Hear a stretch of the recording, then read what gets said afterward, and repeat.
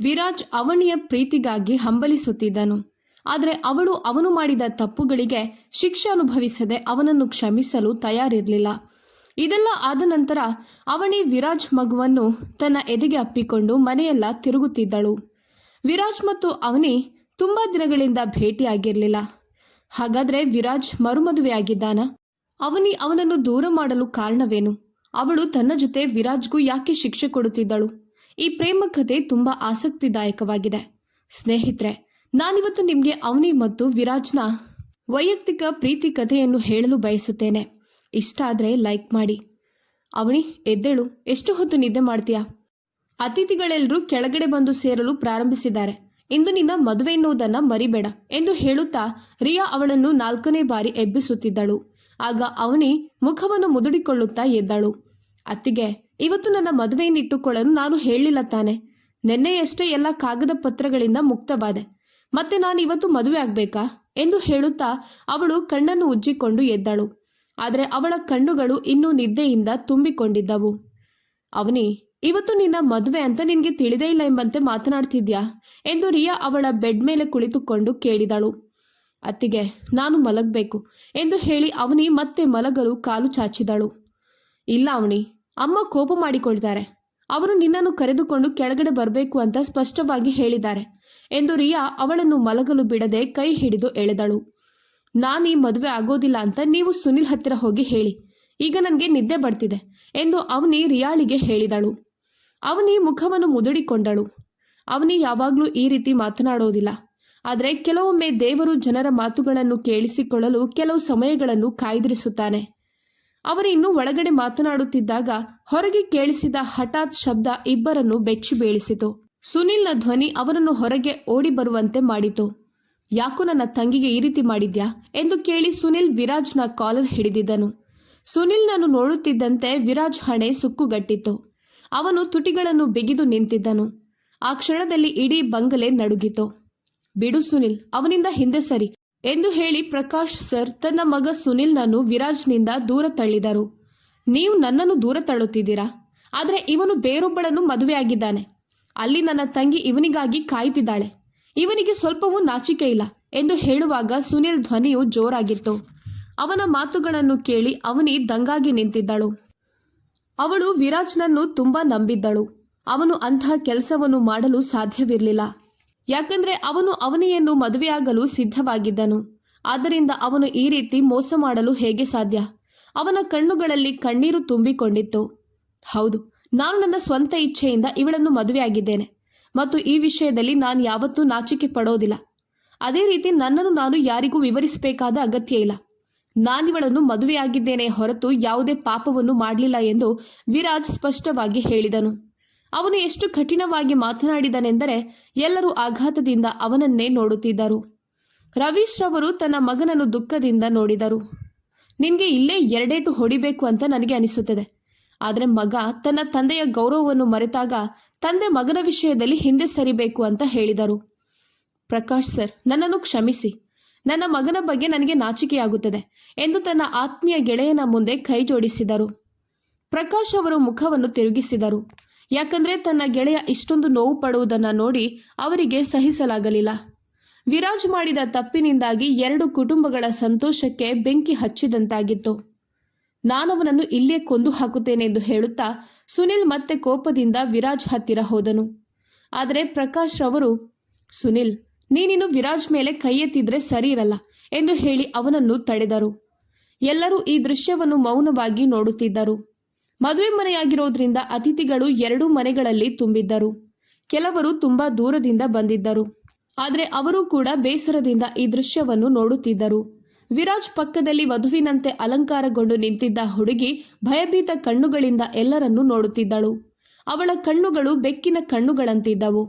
ನೆನ್ನೆಯವರೆಗೂ ವಿರಾಜ್ ಅವನಿಯ ಕಣ್ಣುಗಳನ್ನು ಬೆಕ್ಕಿನ ಕಣ್ಣುಗಳು ಅಂತ ಹೇಳುತ್ತಿದ್ದನು. ವಿರಾಜ್ ಮತ್ತು ಅವನಿಯ ತಂದೆ ಒಳ್ಳೆಯ ಸ್ನೇಹಿತರಾಗಿದ್ದರು. ಯಾಕಂದ್ರೆ ಅವರು ಯಾವಾಗಲೂ ಸ್ನೇಹಕ್ಕೆ ಬೆಲೆ ಕೊಡುತ್ತಿದ್ದರು. ಅವರು ಜಂಟಿಯಾಗಿ ವ್ಯವಹಾರವನ್ನು ನಡೆಸುತ್ತಿದ್ದರು. ಒಟ್ಟಿಗೆ ಸೇರಿ ಒಂದು ಬಂಗಲೆಯನ್ನು ಕೂಡ ಖರೀದಿಸಿದ್ದರು ಮತ್ತು ಅಲ್ಲಿಯೇ ಒಟ್ಟಾಗಿ ವಾಸಿಸುತ್ತಿದ್ದರು. ಆದರೆ ಇಂದು ಈ ರೀತಿಯ ಘಟನೆಯು ನಡೆದು ಹೋಯಿತು. ಇವತ್ತು ಮದುವೆಯಾಗಬೇಕಾಗಿದ್ದ ವಿರಾಜ್ ನಿನ್ನೆ ಬೇರೊಬ್ಬ ಹುಡುಗಿಯನ್ನು ಮದುವೆಯಾಗಿದ್ದನು. ಇದರಿಂದ ಮನೆಯವರೆಲ್ಲರೂ ಅಸಮಾಧಾನಗೊಂಡಿದ್ದರು. ವಿರಾಜ್ ಒಪ್ಪದಿದ್ದರೆ ಈ ಮದುವೆ ನಡೆಯುತ್ತಿರಲಿಲ್ಲ. ನಿನ್ನೆಯವರೆಗೂ ವಿರಾಜ್ ಅವನಿಯನ್ನು ಪ್ರೀತಿಸುತ್ತಿದ್ದನು. ಆದರೆ ಇಂದು ಅವನು ತನ್ನ ಸ್ವಂತ ಇಚ್ಛೆಯಿಂದ ಹಿಂದೆ ಸರಿದನು ಮತ್ತು ಬೇರೊಬ್ಬ ಹುಡುಗಿಯನ್ನು ಮದುವೆಯಾಗಿ ಮನೆಗೆ ಕರೆತಂದನು. ಇದು ಅವನಿಗೆ ಮಾಡಿದ ಅವಮಾನವಲ್ಲದೆ ಮತ್ತಿನ್ನೇನು. ಇದರಿಂದ ಅವನಿಯ ಮನಸ್ಸಿನಲ್ಲಿ ದ್ವೇಷ ಕುದಿಯುತ್ತಿತ್ತು. ನೀನೇನ್ ಮಾಡಿಬಿಟ್ಟೆ ವಿರಾಜ್ ಎಂದು ರಿಯಾ ತನ್ನ ತಮ್ಮನನ್ನು ನೋಡುತ್ತಾ ದುಃಖದಿಂದ ಕೇಳಿದಳು. ಇದರ ಬಗ್ಗೆ ಈಗ ನಾನು ಮಾತನಾಡೋದಿಲ್ಲ ಅಂತ ನಿನ್ಗೆ ಹೇಳಿದ್ದಲ್ವಾ, ಆದರೂ ನೀವೆಲ್ಲರೂ ನನ್ನ ಹಿಂದೆ ಯಾಕೆ ಬರ್ತಿದ್ದೀರಾ ಎಂದು ವಿರಾಜ್ ಕೇಳಿದನು. ನೀನು ಮದುವೆಯಾಗುತ್ತೇನೆ ಅಂತ ಹೇಳಿ ಅವಳನ್ನು ವಂಚಿಸಿ ಈಗ ಬೇರೆ ಹುಡುಗಿಯನ್ನು ಮದುವೆಯಾಗಿ ನಿನ್ನ ಹೆಂಡತಿ ಎಂದು ಮನೆಗೆ ಕರೆದುಕೊಂಡು ಬಂದಿದ್ಯಾ? ಅವನೇ ನಿನ್ಗೆ ಏನ್ ಅನ್ಯಾಯ ಮಾಡಿದಾಳೆ ಎಂದು ರಿಯಾ ಕೇಳಿದಳು. ಆಗ ವಿರಾಜ್, ಈಗ ಇವಳು ನನ್ನ ಹೆಂಡತಿ, ನಾನಿವಳನ್ನು ಮದುವೆಯಾಗಿದ್ದೇನೆ, ಇವಳಿಗೆ ಗೌರವ ಕೊಡಿ ಅಂತ ಹೇಳಿದನು. ಸುನಿಲ್ ಮಧ್ಯೆ ಮಾತನಾಡುತ್ತಾ, ಯಾಕೆ ಗೌರವ ಕೊಡಬೇಕು, ಇವತ್ತು ಅವನಿಗೆ ಎಲ್ಲರ ಮುಂದೆ ಅವಮಾನವಾಗಿದೆ ಎಂದು ಹೇಳಿದನು. ರವೀಶ್ ಅವರು ರಿಯಾಳ ಪರವಾಗಿ ಮಾತನಾಡತೊಡಗಿದರು. ಒಂದು ಕಡೆ ಅವರು ರಿಯಾಳನ್ನು ಸುನಿಲ್ಗೆ ಕಳೆದ ವರ್ಷವಷ್ಟೇ ಮದುವೆ ಮಾಡಿ ಕೊಟ್ಟಿದ್ದರು. ಈಗ ವಿರಾಜ್ ಮತ್ತು ಅವನಿಯ ಮದುವೆ ಮಾಡಲು ತಯಾರಿ ಮಾಡಿದ್ದರು. ಈಗ ವಿರಾಜ್ನ ನಡವಳಿಕೆಯಿಂದಾಗಿ ರಿಯಾಳಿಗೆ ಸಮಸ್ಯೆಯಾಗಿತ್ತು. ಇದರಿಂದಾಗಿ ರವೀಶ್ ಅವರು ಇಕ್ಕಟ್ಟಿಗೆ ಸಿಲುಕಿದ್ದರು. ನನ್ನ ಮದುವೆಯಿಂದಾಗಿ ನಿಮ್ಮ ಗೌರವಕ್ಕೆ ಯಾವುದೇ ತೊಂದರೆ ಆಗೋದಿಲ್ಲ ಮತ್ತು ನೀವು ಅಷ್ಟು ಕೋಪಗೊಳ್ಳುವ ಅವಶ್ಯಕತೆ ಇಲ್ಲ ಬಾಸೀಮಾ ಎಂದು ಹೇಳಿ ವಿರಾಜ್ ತನ್ನ ಹೆಂಡತಿಯ ಕೈ ಹಿಡಿದು ಒಳಗಡೆ ಹೋಗಲು ಪ್ರಾರಂಭಿಸಿದನು. ಆಗ ಸುನಿಲ್, ಒಂದ್ನಿಮಿಷ, ನಿನ್ನ ನಿರ್ಧಾರ ಇದೇ ಆಗಿದ್ರೆ ನನ್ನ ಮಾತು ಕೇಳು ಎಂದು ಕಠೋರವಾಗಿ ಹೇಳಿದನು. ಸುನಿಲ್ನ ಕಠೋರ ಮಾತುಗಳು ರಿಯಾಳ ಹೃದಯವನ್ನು ಕಲಕಿತು. ಅವನು ತನಗೇನಾದರೂ ಶಿಕ್ಷೆ ಕೊಡಬಹುದು ಎಂದು ಅವಳಿಗೆ ಭಯವಾಯಿತು. ನೀನು ನನ್ನ ತಂಗಿಗೆ ಎಲ್ಲರ ಎದುರು ಅವಮಾನ ಮಾಡಿದ್ಯಾ, ಇದನ್ನು ನಾನು ಅಷ್ಟು ಸುಲಭದಲ್ಲಿ ಬಿಟ್ಟು ಬಿಡುತ್ತೇನೆ ಅಂತ ನಿನಗೆ ಅನಿಸ್ತಿದಾ ಎಂದು ಸುನಿಲ್ ವಿರಾಜ್ನ ಹತ್ತಿರ ಕೇಳಿದನು.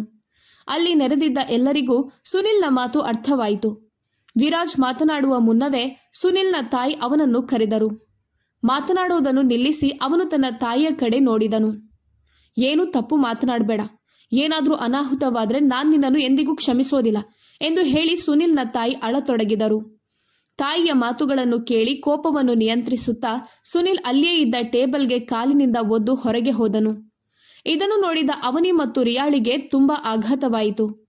ವಿರಾಜ್ ಮೇಲೆ ಸುನಿಲ್ಗೆ ಇರುವ ಕೋಪವು ಅತಿರೇಕಕ್ಕೆ ಏರಿತ್ತು. ವಿರಾಜ್ ಸೀಮಾಳ ಕೈ ಹಿಡಿದುಕೊಂಡು ತನ್ನ ರೂಮಿಗೆ ಹೋದನು. ಅವನು ಅವನಿಯನ್ನು ತಿರುಗಿಯೂ ನೋಡಲಿಲ್ಲ. ಎಲ್ಲವೂ ಕ್ಷಣಾರ್ಧದಲ್ಲಿ ಮುಗಿದು ಹೋಯಿತು. ಅವನಿ ತನ್ನ ರೂಮಿಗೆ ಅಳುತ್ತಾ ಹೋದಳು. ರಿಯಾ ಅವಳು ಹೋಗೋದನ್ನು ಅಸಹಾಯಕತೆಯಿಂದ ನಿಂತು ನೋಡುತ್ತಿದ್ದಳು. ಹತ್ತಿರದಲ್ಲಿ ದುಃಖದಲ್ಲಿ ಮುಳುಗಿ ಕುಳಿತಿದ್ದ ತನ್ನ ತಂದೆಯನ್ನು ನೋಡಿ ರಿಯಾಳಿಗೆ ಬೇಸರವಾಯಿತು. ಅಪ್ಪ, ನೀವು ಹುಷಾರಾಗಿದ್ದೀರ ತಾನೆ ಎಂದು ತನ್ನ ತಂದೆಗೆ ಸಮಾಧಾನ ಮಾಡಿದಳು.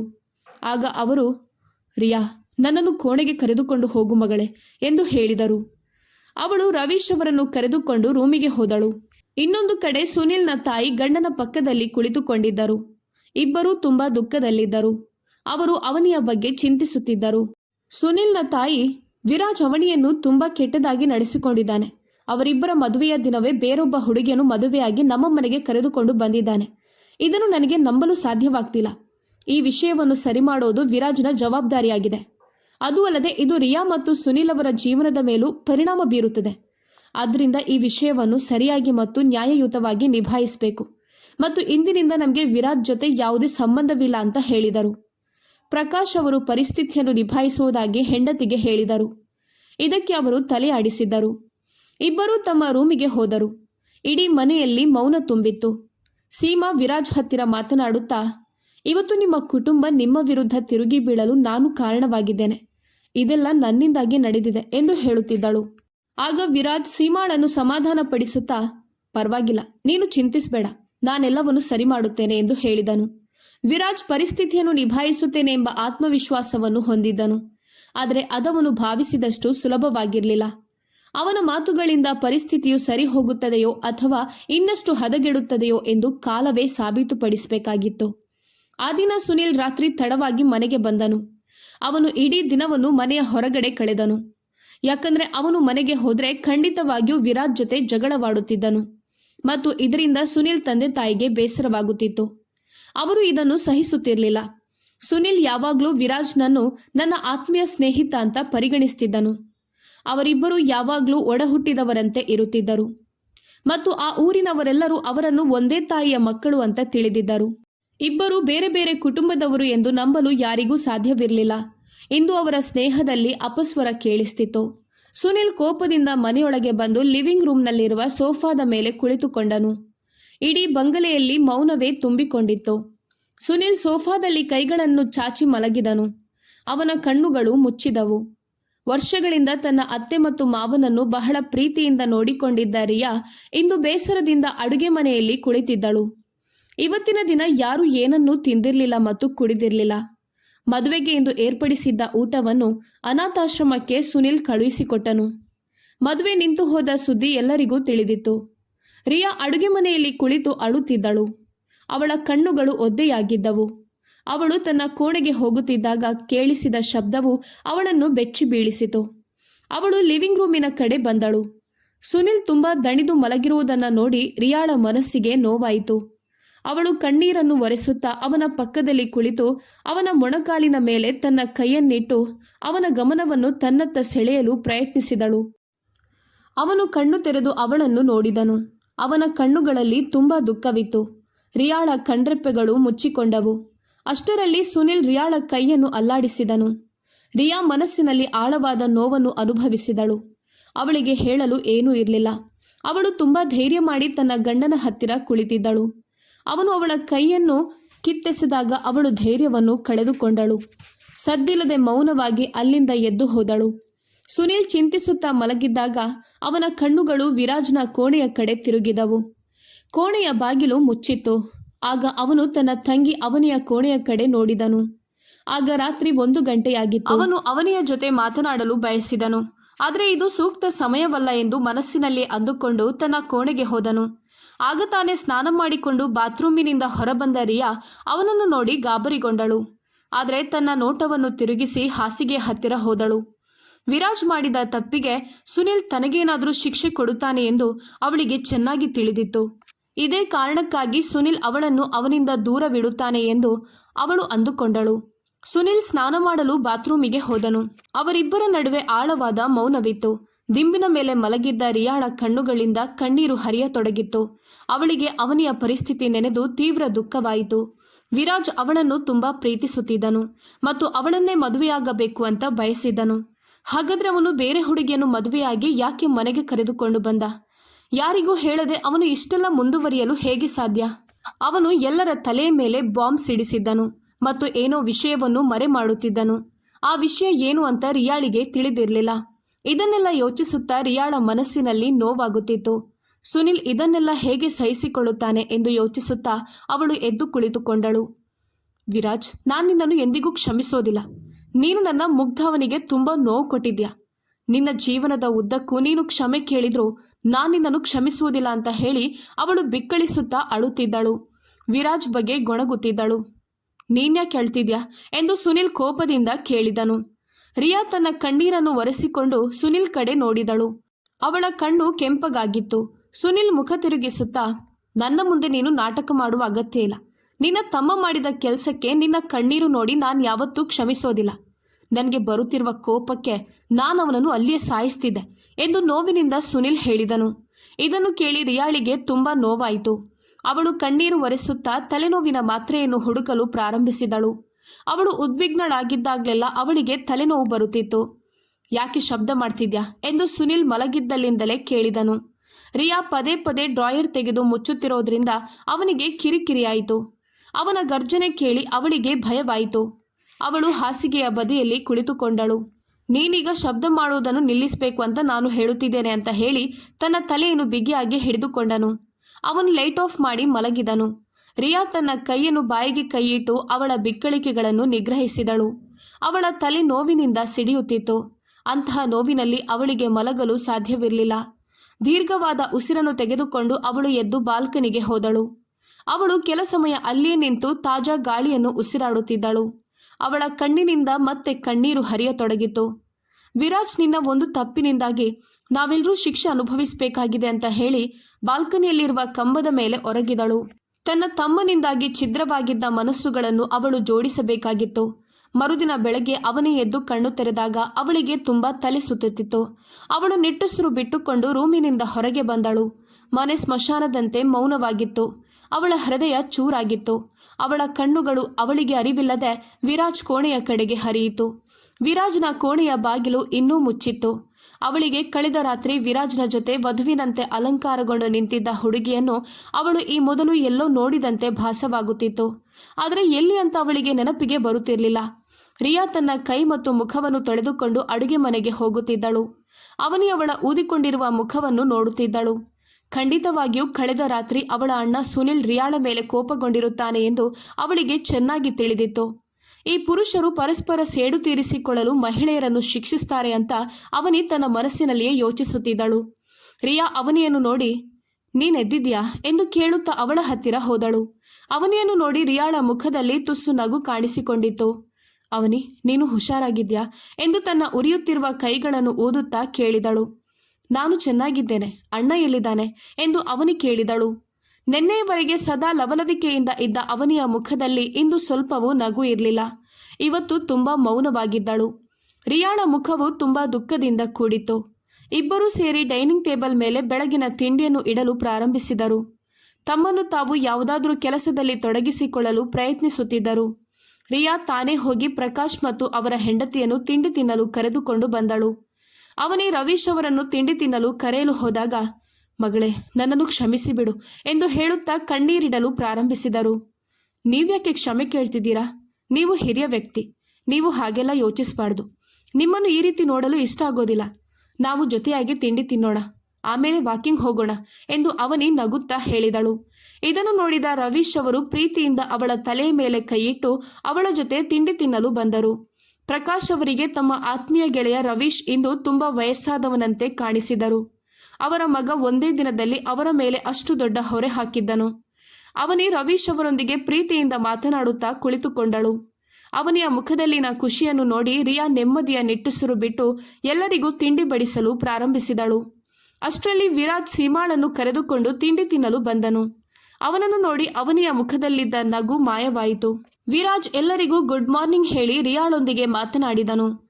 ವಿರಾಜ್, ನಾನೀ ತಿಂಡಿಯನ್ನು ನಮಗೆ ತಿನ್ನಲು ತಯಾರಿಸಿದ್ದೇನೆ. ನಿನಗೆ ಮತ್ತು ನಿನ್ನ ಹೆಂಡತಿಗೆ ನೀನೇ ತಿಂಡಿ ಮಾಡಿಕೊಡು, ಅಡುಗೆ ಮನೆ ಆ ಕಡೆ ಇದೆ ಎಂದು ಕೋಪದಿಂದ ಹೇಳಿ ಅವನಿಂದ ದೂರ ಸರಿದಳು. ತಟ್ಟೆಯನ್ನು ತೆಗೆದುಕೊಳ್ಳುತ್ತಿದ್ದ ವಿರಾಜ್ ರಿಯಾಳ ಮಾತುಗಳನ್ನು ಕೇಳಿ, ನೀನು ಹೇಳಿದ್ದು ಒಳ್ಳೆಯದೇ ಆಯಿತು. ಇನ್ನು ಮುಂದೆ ಈ ಮನೆಯಲ್ಲಿ ನನಗೆ 2 ಹೊತ್ತಿನ ಊಟವೂ ಸಿಗೋದಿಲ್ಲ ಎಂದು ಹೇಳಿ ದುಃಖದಿಂದ ಅಲ್ಲಿಂದ ಎದ್ದು ಹೋದನು. ಆಗ ಪ್ರಕಾಶ್ ಅವರು, ಕುಳಿತುಕೋ ವಿರಾಜ್ ಎಂದು ಹೇಳಿದರು.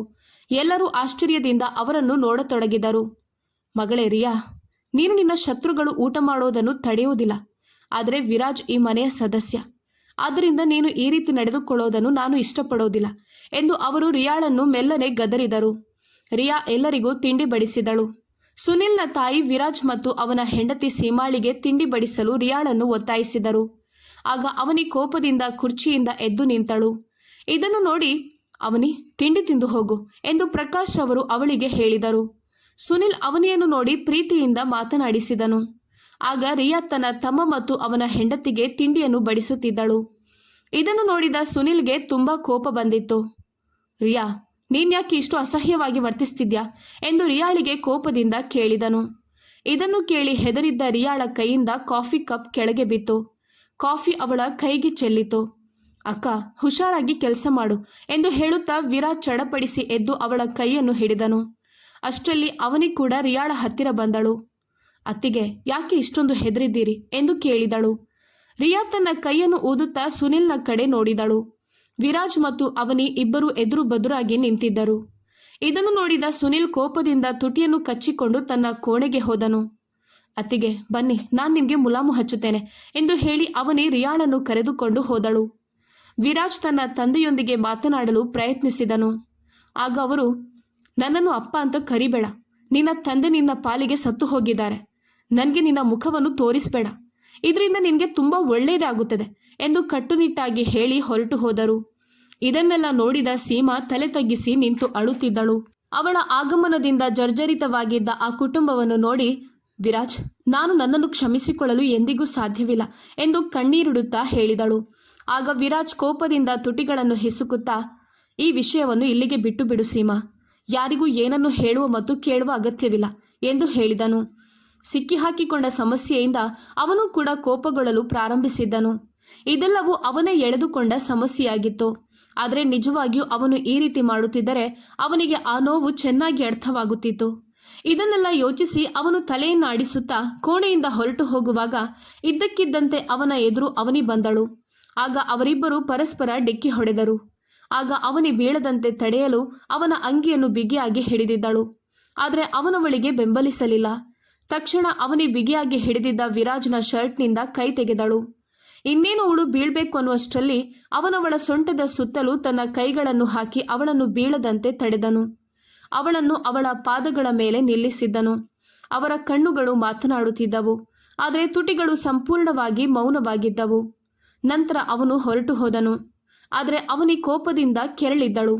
ಅವಳು ತನ್ನ ಜೀವನದ ಉಳಿದ ಆಯುಷ್ಯವನ್ನು ಹೀಗೆ ಕಳೆಯಬೇಕೆಂದು ಅಂದುಕೊಂಡಿದ್ದಳು. 2 ದಿನಗಳ ನಂತರ ಸುನಿಲ್ ರಿಯಾಳ ಕೈ ಚಹಾ ಬಿದ್ದು ಗಾಯವಾಗಿರುವುದನ್ನು ನೆನಪಿಸಿಕೊಂಡನು. ಈಗ ನಿನ್ನ ಕೈ ಹೇಗಿದೆ ಎಂದು ರಿಯಾಳನ್ನು ಕೇಳಿದನು. ರಿಯಾ ಅವನನ್ನು ಆಶ್ಚರ್ಯದಿಂದ ನೋಡಿದಳು. ಅವಳಿಗೆ ಇದನ್ನು ನಂಬಲು ಸಾಧ್ಯವಾಗಲಿಲ್ಲ. ನಿನ್ಗೆ ಇಷ್ಟು ಆಳವಾದ ಗಾಯವಾಗಿದ್ಯಾ ಎಂದು ಕೇಳಿ ಅವಳ ಕೈಯನ್ನು ಹಿಡಿದು ನೋಡಿದನು. ನಾನು ಚೆನ್ನಾಗಿದ್ದೇನೆ ಎಂದು ಹೇಳಿ ರಿಯಾ ತನ್ನ ಕೈಯನ್ನು ಅವನಿಂದ ಬಿಡಿಸಿಕೊಂಡಳು. ಸುನಿಲ್ ಮತ್ತೆ ರಿಯಾಳ ಕೈಯನ್ನು ತನ್ನ ಕೈಯಲ್ಲಿ ಹಿಡಿದು, ಆಗ ನನಗೆ ತುಂಬಾನೇ ಕೋಪ ಬಂದಿತ್ತು. ವಿರಾಜ್ ಮಾಡಿದ ತಪ್ಪನ್ನು ನನ್ನಿಂದ ಸಹಿಸಿಕೊಳ್ಳಲು ಸಾಧ್ಯವಾಗಲಿಲ್ಲ ಎಂದು ಮೃದುವಾಗಿ ಹೇಳಿದನು. ನೀನು ಹೇಳ್ತಿರೋದು ಸರಿಯಾಗಿದೆ. ನಾನೇ ನಿನ್ನನ್ನು ತಪ್ಪಾಗಿ ಅರ್ಥ ಮಾಡಿಕೊಂಡಿದ್ದೆ. ನನ್ನದೇ ತಪ್ಪು ಎಂದು ರಿಯಾ ತಲೆ ತಗ್ಗಿಸಿ ದುಃಖದಿಂದ ಹೇಳಿದಳು. ಆಗ ಅವನು ಈ ಸಮಸ್ಯೆಯಿಂದಾಗಿ ನಾವೆಲ್ಲರೂ ಜರ್ಜರಿತರಾಗಿದ್ದೇವೆ ಎಂದುಕೊಳ್ಳುತ್ತಾ ಎದ್ದು ಬಾತ್ರೂಮ್ಗೆ ಹೋದನು. ಆಗ ರಿಯಾ, ನಾನು ನಿಮಗೆ ಊಟ ಇಲ್ಲಿಗೆ ತಂದು ಕೊಡುತ್ತೇನೆ ಅಂತ ಹೇಳಿದಳು. ಅವಳು ಸುನಿಲ್ನ ಊಟದ ವಿಷಯದಲ್ಲಿ ಯಾವಾಗಲೂ ಕಾಳಜಿ ವಹಿಸುತ್ತಿದ್ದಳು. ಅವಳ ಮಾತುಗಳನ್ನು ಕೇಳಿ ಅವನ ಕೋಪ ಮಾಯವಾಯಿತು. ಇಲ್ಲ, ನನಗೆ ಹಸಿವಿಲ್ಲ ಎಂದು ಹೇಳಿ ಅವನು ಸ್ನಾನ ಮಾಡಲು ಹೋದನು. ಅವನು ಸ್ನಾನ ಮಾಡಿ ಹೊರಗೆ ಬಂದಾಗ ಕೋಣೆಯ ಲೈಟ್ ಆಫ್ ಆಗಿತ್ತು. ಮಂದ ಬೆಳಕಿನಲ್ಲಿ ನೋಡಿದಾಗ ರಿಯಾ ಈಗಾಗಲೇ ನಿದ್ದೆ ಮಾಡುತ್ತಿದ್ದಾಳೆ ಎಂದು ಅವನಿಗೆ ತಿಳಿಯಿತು. ಅವನು ತನ್ನ ಕೂದಲನ್ನು ಒಣಗಿಸಿ ಅವನ ಕುರ್ಚಿಯಲ್ಲಿ ಕುಳಿತು ಮೊಬೈಲ್ ನೋಡಲು ಪ್ರಾರಂಭಿಸಿದನು. ಅವನ ತಲೆ ಸಿಡಿಯುತ್ತಿತ್ತು. ಅವನು ಮೊಬೈಲನ್ನು ಪಕ್ಕಕ್ಕಿಟ್ಟು ಮಲಗಿದನು. ಆದರೆ ಅವನಿಗೆ ನಿದ್ದೆ ಬರಲಿಲ್ಲ. ಅವನು ತನ್ನ ಹೆಂಡತಿ ರಿಯಾಳನ್ನು ಹಂಬಲಿಸುತ್ತಿದ್ದನು. ಅವನು ಅವಳನ್ನು ತುಂಬಾ ಪ್ರೀತಿಸುತ್ತಿದ್ದನು. ಕೋಪದಿಂದ ಅವನ ಭಾವನೆಗಳನ್ನು ಎಷ್ಟು ದಿನ ಮುಚ್ಚಿಡಲು ಸಾಧ್ಯ? ಅವನ ಬಯಕೆಯ ಅಮಲು ಅತಿಯಾಗಿತ್ತು. ಅವನು ನಿಧಾನವಾಗಿ ಅವಳ ಹತ್ತಿರ ಬಂದು ಅವಳ ಸೊಂಟದ ಸುತ್ತಲೂ ಕೈ ಹಾಕಿ ಅವಳ ಕುತ್ತಿಗೆಯ ಮೇಲೆ ತನ್ನ ತುಟಿಗಳನ್ನು ಇಟ್ಟನು. ರಿಯಾ ಅರ್ಧ ನಿದ್ದೆಯಲ್ಲಿದ್ದಳು. ಸುನಿಲ್ ತನ್ನ ಹತ್ತಿರ ಈ ರೀತಿ ಬರುತ್ತಾನೆ ಎಂದು ಅವಳು ನಿರೀಕ್ಷಿಸಿರಲಿಲ್ಲ. ಅವಳ ಹೃದಯ ವೇಗವಾಗಿ ಬಡಿಯುತ್ತಿತ್ತು. ಅವನು ಅವಳನ್ನು ಪ್ರೀತಿಯಿಂದ ಚುಂಬಿಸಿದನು. ಅವಳು ಅವನನ್ನು ತಡೆಯಲಿಲ್ಲ. ಗಂಡನನ್ನು ಸಂತೋಷಪಡಿಸುವುದು ತನ್ನ ಹಕ್ಕು ಎಂದು ಅವಳು ತಿಳಿದಿದ್ದಳು. ಅವಳನ್ನು ಅವನ ಕಡೆ ತಿರುಗಿಸಿ ಅವಳ ಕುತ್ತಿಗೆಯಿಂದ ದುಪ್ಪಟ್ಟವನ್ನು ತೆಗೆದು ಅವಳ ಮುಖವನ್ನು ತನ್ನ ಎದೆಯ ಮೇಲೆ ಇಟ್ಟನು. ರಿಯಾಳಿಗೆ ಕೂಡ ಅವನ ಪ್ರೀತಿಯನ್ನು ನಿರಾಕರಿಸಲು ಸಾಧ್ಯವಾಗಲಿಲ್ಲ. ಅವಳು ಕೂಡ ಅವನಿಗಾಗಿ ಹಂಬಲಿಸುತ್ತಿದ್ದಳು. ಅವಳಿಗೆ ಅವಳ ಹೃದಯ ಬಡಿತವನ್ನು ನಿಯಂತ್ರಿಸಲು ಸಾಧ್ಯವಾಗಲಿಲ್ಲ. ಅವಳು ತನ್ನ ಪ್ರೀತಿಯನ್ನು ಅವನಿಗೆ ಸುರಿಸುತ್ತಿದ್ದಳು. ಅವರಿಬ್ಬರು ಇಡೀ ರಾತ್ರಿಯನ್ನು ತಮ್ಮ ಪ್ರೀತಿಯಲ್ಲಿ ಕಳೆದರು. ಅವನ ಪ್ರೀತಿಯಲ್ಲಿ ಮುಳುಗಿದ್ದ ರಿಯಾಳ ಅಳು ಕೋಣೆಯಲ್ಲಿ ಪ್ರತಿಧ್ವನಿಸುತ್ತಿತ್ತು. ತುಂಬಾ ದಿನಗಳ ನಂತರ ಅವಳು ಅವನ ಪ್ರೀತಿಯನ್ನು ಅನುಭವಿಸಿದ್ದಳು. ರಿಯಾಳ ಕಣ್ಣುಗಳಿಂದ ಕಣ್ಣೀರು ದಿಂಬಿನ ಮೇಲೆ ಹರಿಯುತ್ತಿತ್ತು. ಆದರೆ ಸುನಿಲ್ ಅವನದ್ದೇ ಅಮಲಿನಲ್ಲಿ ಮುಳುಗಿದ್ದನು. ಅವನು ಒಂದು ಕ್ಷಣವೂ ಬಿಡದೆ ತನ್ನ ಕೋಪವನ್ನು ಎಲ್ಲ ಮರೆತು ತನ್ನ ಹೆಂಡತಿಗೆ ಉಸಿರಾಡಲು ಸಹ ಬಿಡದೆ ಪ್ರೀತಿಯನ್ನು ಸುರಿಸುತ್ತಿದ್ದನು. ಆ 2 ದೇಹಗಳು ಒಂದಾಗಿದ್ದವು. ಅವಳು ತನ್ನ ಉಗುರಿನಿಂದ ಅವನ ಭುಜಕ್ಕೆ ಗೀರುವ ಮೂಲಕ ಅವನನ್ನು ಎಚ್ಚರಿಸಲು ಪ್ರಯತ್ನಿಸಿದಳು. ಏನಾಯ್ತು ಡಿಯರ್ ಎಂದು ಅವನು ತನ್ನ ಕುತ್ತಿಗೆಯನ್ನು ಓರೆಯಾಗಿಸುತ್ತಾ ಕೇಳಿದನು. ಆ ಸಮಯದಲ್ಲಿ ಅವನು ತನ್ನ ಪ್ರೀತಿಯಲ್ಲಿ ಸಂಪೂರ್ಣವಾಗಿ ಕಳೆದು ಹೋಗಿದ್ದನು. ಅವನು ರಾತ್ರಿ ಇಡೀ ಗಾಢ ನಿದ್ದೆಯಲ್ಲಿದ್ದನು. ರಿಯಾಳಿಗೆ ಅವನನ್ನು ಎಬ್ಬಿಸಬೇಕು ಎಂದೆನಿಸಿತು. ಆದರೆ ಅವನು ರಿಯಾಳನ್ನು ತುಂಬಾ ಸುಸ್ತು ಮಾಡಿಸಿದ್ದನು. ಬೆಳಿಗ್ಗೆ ಸುನಿಲ್ ಎದ್ದ ಕೂಡಲೇ ರಿಯಾ ಅವನ ಮುಖ ನೋಡಬೇಕು ಅಂತ ಚಡಪಡಿಸುತ್ತಿದ್ದಳು. ಅವಳು ಸುನಿಲ್ನ ತೋಳಿನಲ್ಲಿ ಬಂಧಿಯಾಗಿದ್ದಳು. ಆದರೆ ಸುನಿಲ್ ದಿಂಬಿನ ಮೇಲೆ ತಲೆ ಇಟ್ಟು ಗಾಢ ನಿದ್ದೆಯಲ್ಲಿದ್ದನು. ಅವಳು ಅವನನ್ನು ಎಬ್ಬಿಸಬೇಕು ಎಂದುಕೊಂಡಳು. ಆದರೆ ಅವನು ಚೆನ್ನಾಗಿ ನಿದ್ದೆ ಮಾಡಲಿ ಎಂದುಕೊಂಡು ಸದ್ದಿಲ್ಲದೆ ಎದ್ದು ಸ್ನಾನ ಮಾಡಲು ಹೋದಳು. ಅವಳು ಹೊರಬಂದಾಗ ಅವನು ಎಚ್ಚರವಾಗಿದ್ದನು. ಆದರೆ ಅವನು ಕಣ್ಣು ಮುಚ್ಚಿ ಮಲಗಿದ್ದನು. ರಿಯಾ ನಗುತ್ತಾ ಹೋಗಿ ಅವನನ್ನು ಕರೆದಳು. ಅವನು ಒಂದು ಕ್ಷಣ ಕಣ್ಣು ತೆರೆದು ಅವಳನ್ನು ನೋಡಿ ಮತ್ತೆ ಕಣ್ಣು ಮುಚ್ಚಿ ಮಲಗಿದನು. ರಿಯಾಳ ನಗು ಕ್ಷಣಾರ್ಧದಲ್ಲಿ ಅವಳ ತುಟಿಗಳಿಂದ ಮಾಯವಾಯಿತು. ಸುನಿಲ್ನ ಮುಖದಲ್ಲಿ ಮತ್ತೆ ಅದೇ ಕೋಪವನ್ನು ಅವಳು ನೋಡಿದಳು. ರಾತ್ರಿ ಇಡೀ ಅವರ ನಡುವೆ ಏನು ನಡೆದಿಲ್ಲವೆಂಬಂತೆ ಅವನು ನಡೆದುಕೊಂಡನು. ಅವಳು ದೀರ್ಘವಾದ ಉಸಿರನ್ನು ತೆಗೆದುಕೊಂಡು ತೇವಗೊಂಡ ತನ್ನ ಕಣ್ಣುಗಳನ್ನು ಒರೆಸಿದಳು. ಸುನಿಲ್ ಎದ್ದು ಮೌನವಾಗಿ ಸ್ನಾನ ಮಾಡಲು ಹೋದನು. ನಿನ್ನೆ ರಾತ್ರಿ ಅವನು ಪ್ರೀತಿಯಿಂದ ಆ ರೀತಿ ವರ್ತಿಸಲಿಲ್ಲ ಎಂದು ಅವಳಿಗೆ ತಿಳಿಯಿತು. ಸುನಿಲ್ ಅವಳ ದೇಹವನ್ನು ಬಯಸಿದ್ದನೇ ಹೊರತು ಅವಳ ಪ್ರೀತಿಯನ್ನಲ್ಲ ಎಂದು ಅವಳು ತಿಳಿದುಕೊಂಡಳು ಮತ್ತು ಅವನವನ ಬಯಕೆಯನ್ನು ಸಂಪೂರ್ಣವಾಗಿ ತೀರಿಸಿಕೊಂಡಿದ್ದನು. ರಿಯಾ ಕಣ್ಣೀರು ಹಾಕುತ್ತಾ ತನ್ನ ಕೂದಲನ್ನು ಬಾಚಲು ಪ್ರಾರಂಭಿಸಿದಳು. ಅವಳು ಎಷ್ಟು ಬಲವಾಗಿ ಬಾಚುತ್ತಿದ್ದಳೆಂದರೆ ಕೂದಲುಗಳು ಮುರಿದು ಅವಳಿಗೆ ನೋವಾಗುತ್ತಿತ್ತು. ಸುನಿಲ್ ಸ್ನಾನ ಮಾಡಿ ಹೊರಬರುವಾಗ ಅವಳ ಕೂದಲು ಬಾಚಣಿಗೆಯಲ್ಲಿ ಸಿಕ್ಕಿ ಹಾಕಿಕೊಂಡಿರುವುದನ್ನು ನೋಡಿ ಅವನಿಗೆ ಕೋಪ ಬಂದಿತ್ತು. ರಿಯಾ, ಇದೇನು ನಿನ್ನ ಅಹಂಕಾರ? ಯಾಕೆ ಇಷ್ಟು ಅಸಹ್ಯವಾಗಿ ಕೂದಲನ್ನು ನೋಯಿಸ್ತಿದ್ಯಾ ಎಂದು ಕೋಪದಿಂದ ಅವಳ ಕೈಯನ್ನು ಹಿಡಿದು ಕೇಳಿದನು. ನನ್ನನ್ನು ನನ್ನ ಪಾಡಿಗೆ ಬಿಟ್ಟು ಬಿಡಿ ಎಂದು ಹೇಳಿ ಅವನಿಂದ ಕೈಯನ್ನು ಬಿಡಿಸಿಕೊಂಡು ಮತ್ತೆ ತಲೆಯನ್ನು ಬಾಚಲು ಶುರು ಮಾಡಿದಳು. ಹುಚ್ಚು ಹಿಡಿದಿದ್ಯಾ ನಿನಗೆ? ನಿನ್ನ ಕೂದಲುಗಳೆಲ್ಲ ಮುರಿದು ಬೀಳ್ತಿದೆ. ನಿನಗೆ ನನ್ನನ್ನು ಹೊಡಿಬೇಕು ಅಂತ ಅನ್ನಿಸ್ತಿದ್ಯಾ? ನಿನ್ನ ಕೈಯನ್ನೆತ್ತಿ ನನಗೆ ಒಂದೇಟು ಹೊಡೆದು ಬಿಡು. ಆಗ್ಲಾದ್ರೂ ನಿನಗೆ ಸಮಾಧಾನ ಸಿಗ್ಬೋದು ಮತ್ತು ನಿನ್ನೊಳಗೆ ಕುದಿಯುತ್ತಿರುವ ಬೆಂಕಿ ತಣ್ಣಗಾಗ್ಬೋದು ಎಂದು ಹೇಳಿದನು. ಅವಳು ಕೆನ್ನೆಗಳ ಮೇಲೆ ಬೀಳುತ್ತಿರುವ ಕಣ್ಣೀರನ್ನು ನಿರ್ದಯವಾಗಿ ಒರೆಸಿದಳು. ಅವಳ ಕೆನ್ನೆಗಳು ಕೆಂಪಗಾಗಿದ್ದವು. ಯಾಕೆ ಇಷ್ಟೊಂದು ಕೋಪ ಮಾಡಿಕೊಂಡಿದ್ಯಾ ಎಂದು ಅವನು ಮೆಲ್ಲಗೆ ಕೇಳಿದನು. ಆಗ ಅವಳು, ನನ್ನನ್ನು ಬಿಟ್ಟು ಬಿಡಿ, ನಿಮಗೆ ಬೇಕಾಗಿದ್ದನ್ನು ನೀವು ಪಡೆದುಕೊಂಡಿದ್ದೀರಲ್ವಾ, ಮತ್ತ್ಯಾಕೆ ಹೀಗೆ ನಟಿಸ್ತಿದ್ದೀರಾ ಎಂದು ಕೇಳಿದಳು. ರಿಯಾಳ ಮಾತುಗಳಿಂದ ಸುನಿಲ್ನ ಮನಸ್ಸು ಕ್ಷಣ ಮಾತ್ರದಲ್ಲಿ ತಿರುಗಿತು. ಯಾಕೆ ಹೀಗೆ ಅಸಂಬದ್ಧವಾಗಿ ಮಾತನಾಡ್ತಿದ್ಯಾ? ಇನ್ನೊಂದು ಮಾತು ಕೂಡ ಹೇಳಬೇಡ ಎಂದು ಹೇಳಿ ಅವಳ ಕೂದಲನ್ನು ಬಿಗಿಯಾಗಿ ಹಿಡಿದು ಅವಳ ಮುಖವನ್ನು ಅವನ ಕಡೆ ತಿರುಗಿಸಿ ಅವಳ ಕುತ್ತಿಗೆಯನ್ನು ಅಲ್ಲಾಡಿಸಿದನು. ಸುನಿಲ್, ನನ್ನ ಕೂದಲನ್ನು ಬಿಡು. ಅವಳ ಕೂದಲು ಎಳೆದಾಗ ಅವಳು ನೋವಿನಲ್ಲಿ ಚೀರಿದಳು. ನನ್ನ ಪ್ರೀತಿಯನ್ನು ನೀನು ಕಾಮ ಅಂತ ಹೇಳ್ತಿದ್ಯಾ? ನಾನು ನನ್ನ ಬಯಕೆಗಾಗಿ ನಿನ್ನ ಹತ್ತಿರ ಬರುತ್ತೇನೆ ಅಂತ ನೀನು ಭಾವಿಸಿದ್ಯಾ? ಹಾಗಾದರೆ ನಾನು ಮತ್ತೆ ನಿನ್ನ ಬಳಿಗೆ ಎಂದಿಗೂ ಬರೋದಿಲ್ಲ, ಅರ್ಥ ಆಯ್ತಾ ಎಂದು ಅವನು ಕೋಪದಿಂದ ಹೇಳಿ ಅವಳ ಕೂದಲನ್ನು ಬಿಟ್ಟು ಅವನ ಮೊಬೈಲ್ ಮತ್ತು ಪರ್ಸನ್ನು ತೆಗೆದುಕೊಂಡನು. ಅವಳು ನೆಲದ ಮೇಲೆ ಕುಸಿದು ಕುಳಿತಳು. ತಲೆನೋವಿನಿಂದ ಅವಳ ಕಣ್ಣು ಕತ್ತಲೆ ಹೋದಂತಾಯಿತು. ಅವಳು ಕುಸಿದು ಕುಳಿತಿರುವುದನ್ನು ನೋಡಿ ಅವನು ಅವಳ ಹತ್ತಿರ ಧಾವಿಸಿ ಬಂದನು. ರಿಯಾ, ಕಣ್ಣು ಬಿಡು ಎಂದು ಹೇಳುತ್ತಾ ಅವಳ ಮುಖವನ್ನು ತಟ್ಟಲು ಪ್ರಾರಂಭಿಸಿದನು. ಅವಳಿಗೆ ತಲೆನೋವು ಇದೆ ಎಂದು ಅವನಿಗೆ ಮೊದಲೇ ತಿಳಿದಿತ್ತು. ಆದರೂ ಅವನು ಅವಳಿಗೆ ತೊಂದರೆ ಕೊಡುತ್ತಿದ್ದನು. ಅವಳನ್ನು ಎತ್ತಿ ಹಾಸಿಗೆ ಮೇಲೆ ಕುಳಿತುಕೊಳ್ಳಿಸಿ ಅವಳಿಗೆ ಕುಡಿಯಲು 1 ಲೋಟ ನೀರು ಕೊಟ್ಟನು. ನೀನು ಹುಷಾರಾಗಿದ್ಯಾ ತಾನೆ ಎಂದು ಹೇಳಿ ಅವಳ ತಲೆಯನ್ನು ನಿಧಾನವಾಗಿ ತನ್ನ ಎದೆಗೆ ಎಳೆದುಕೊಂಡನು. ಅವಳು ಅವನ ಎದೆಗೆ ಒರಗಿ ತುಂಬಾನೇ ಅಳುತ್ತಿದ್ದಳು. ಸುನಿಲ್ ಅವಳ ಹಣೆಯ ಮೇಲೆ ತನ್ನ ತುಟಿಗಳನ್ನಿಟ್ಟಾಗ ಅವಳಿಗೆ ಸಮಾಧಾನವಾಯಿತು. ಸಮಯ ಹೀಗೆ ಕಳೆದು ಹೋಯಿತು. ಮನೆಯಲ್ಲಿ ಎಲ್ಲರೂ ಸೀಮಾಳನ್ನು ತಮ್ಮ ಸೊಸೆ ಅಂತ ಒಪ್ಪಿಕೊಂಡಿದ್ದರು. ಅವರಿಗೆ ಬೇರೆ ದಾರಿ ಇರಲಿಲ್ಲ. ವಿರಾಜ್ ಜೊತೆ ಮದುವೆಯಾಗೋದನ್ನು ಮರೆತು ಅವನಿಗೆ ಕಾಲೇಜು ಹೋಗಲು ಪ್ರಾರಂಭಿಸಿದ್ದಳು. ಅವಳು ತನ್ನ ಜೀವನದಲ್ಲಿ ಎಲ್ಲವನ್ನೂ ಮರೆತು ಸಂತೋಷವಾಗಿದ್ದಳು.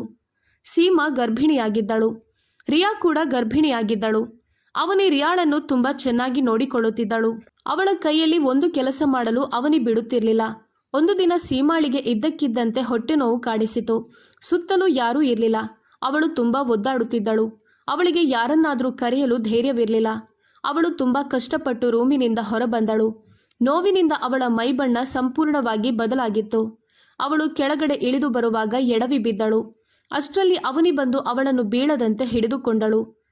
ಅವನಿ, ಏನಾಯ್ತು ನಿನಗೆ? ಚೆನ್ನಾಗಿದೆಯಾ ತಾನೆ ಎಂದು ಕೇಳುವಾಗ ಸೀಮಾ ಕಣ್ಣು ತೆರೆದಳು. ದಯವಿಟ್ಟು ನನ್ನ ಮಗುವನ್ನು ಉಳಿಸಿಕೊಡು ಎಂದು ಸೀಮಾ ಅಳುತ್ತಾ ಹೇಳಿದಳು. ಸೀಮಾಳ ಸ್ಥಿತಿ ಹದಗೆಡುತ್ತಿರುವುದನ್ನು ನೋಡಿ ಅವನಿ ತನ್ನ ತಂದೆ ತಾಯಿ ಮತ್ತು ಅತ್ತಿಗೆಯನ್ನು ಕರೆದಳು. ಅವಳ ಕೈಕಾಲುಗಳು ನಡುಗುತ್ತಿದ್ದವು. ಸುನಿಲ್ನ ತಾಯಿ ಮತ್ತು ಅವನಿ ಸೀಮಾಳನ್ನು ಕಾರಿಗೆ ಹತ್ತಲು ಸಹಾಯ ಮಾಡಿದರು. ನಾನು ನಿಮ್ಮ ಜೊತೆ ಬರುತ್ತೇನೆ ಎಂದು ರಿಯಾ ಹೇಳಿದಳು.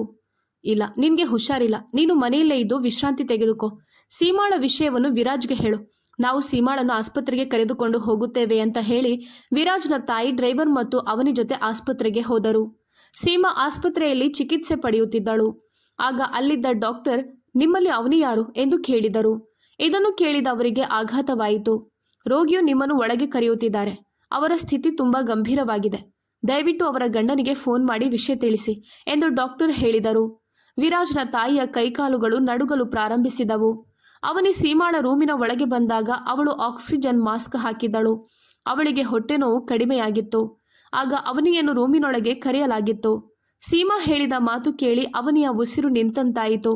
ಅವಳು ಹೊರಬಂದಾಗ ವಿರಾಜ್ ಮತ್ತು ಸುನಿಲ್ ಆಸ್ಪತ್ರೆಗೆ ಬಂದಿದ್ದರು. ಅವನಿ ವಿರಾಜ್ನನ್ನು ವಿಚಿತ್ರವಾಗಿ ನೋಡಿದಳು. ಅವಳ ನೋಟದ ಅರ್ಥ ಅವನಿಗೆ ತಿಳಿಯಲಿಲ್ಲ.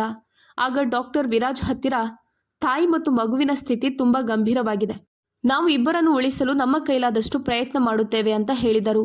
ದಯವಿಟ್ಟು ಡಾಕ್ಟರ್, ಮಗುವಿನ ಜೊತೆ ತಾಯಿಯನ್ನು ಉಳಿಸಿಕೊಡಿ ಅಂತ ವಿರಾಜ್ ಹೇಳಿದನು. ಅವನ ಮಾತು ಕೇಳಿ ಡಾಕ್ಟರ್ ಹಿಂದೆ ಸರಿದರು. ಈ ಸಮಯದಲ್ಲಿ ಅವನಿ ವಿರಾಜ್ನನ್ನು ತೀಕ್ಷ್ಣವಾಗಿ ನೋಡಿದಳು.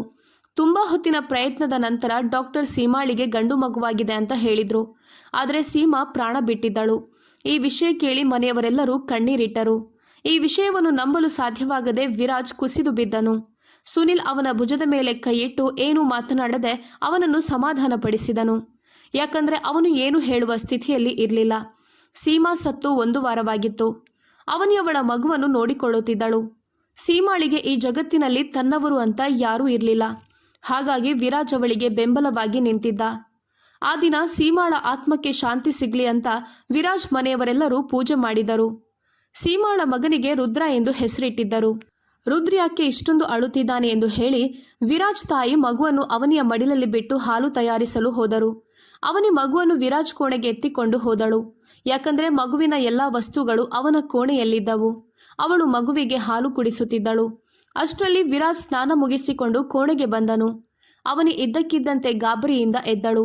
ವಿರಾಜ್ ಪ್ಯಾಂಟ್ ಹಾಕಿಕೊಂಡು ಕತ್ತಿಗೆ ಟವೆಲ್ ಸುತ್ತಿಕೊಂಡು ಅದರಲ್ಲಿ ತನ್ನ ಕೂದಲನ್ನು ಒರೆಸುತ್ತಿದ್ದನು. ನೀನಿಲ್ಲಿ ಎಂದು ಅವನು ಮುಖ ಗಂಟು ಹಾಕಿಕೊಂಡು ಕೇಳಿದನು. ನನಗೆ ನೀನು ಕೋಣೆಯಲ್ಲಿರೋದು ತಿಳಿದಿರಲಿಲ್ಲ. ಗೊತ್ತಿದ್ರೆ ನಾನಿಲ್ಲಿಗೆ ಬರ್ತಿರ್ಲಿಲ್ಲ ಎಂದು ತನ್ನ ನೋಟವನ್ನು ಅವನಿಂದ ತಪ್ಪಿಸುತ್ತಾ ಸ್ಪಷ್ಟವಾಗಿ ಹೇಳಿದಳು. ನನ್ನ ದೇಹವನ್ನು ನೀನು ಯಾಕೆ ಇಷ್ಟೊಂದು ದ್ವೇಷಿಸ್ತೀಯ ಅಂತ ನನಗೆ ತಿಳಿದಿಲ್ಲ ಎಂದು ಅವಳು ಹೇಳಿದಳು. ಅವಳ ಮಾತುಗಳಿಂದ ವಿರಾಜ್ ಮನಸ್ಸಿಗೆ ತುಂಬಾ ನೋವಾಗಿತ್ತು.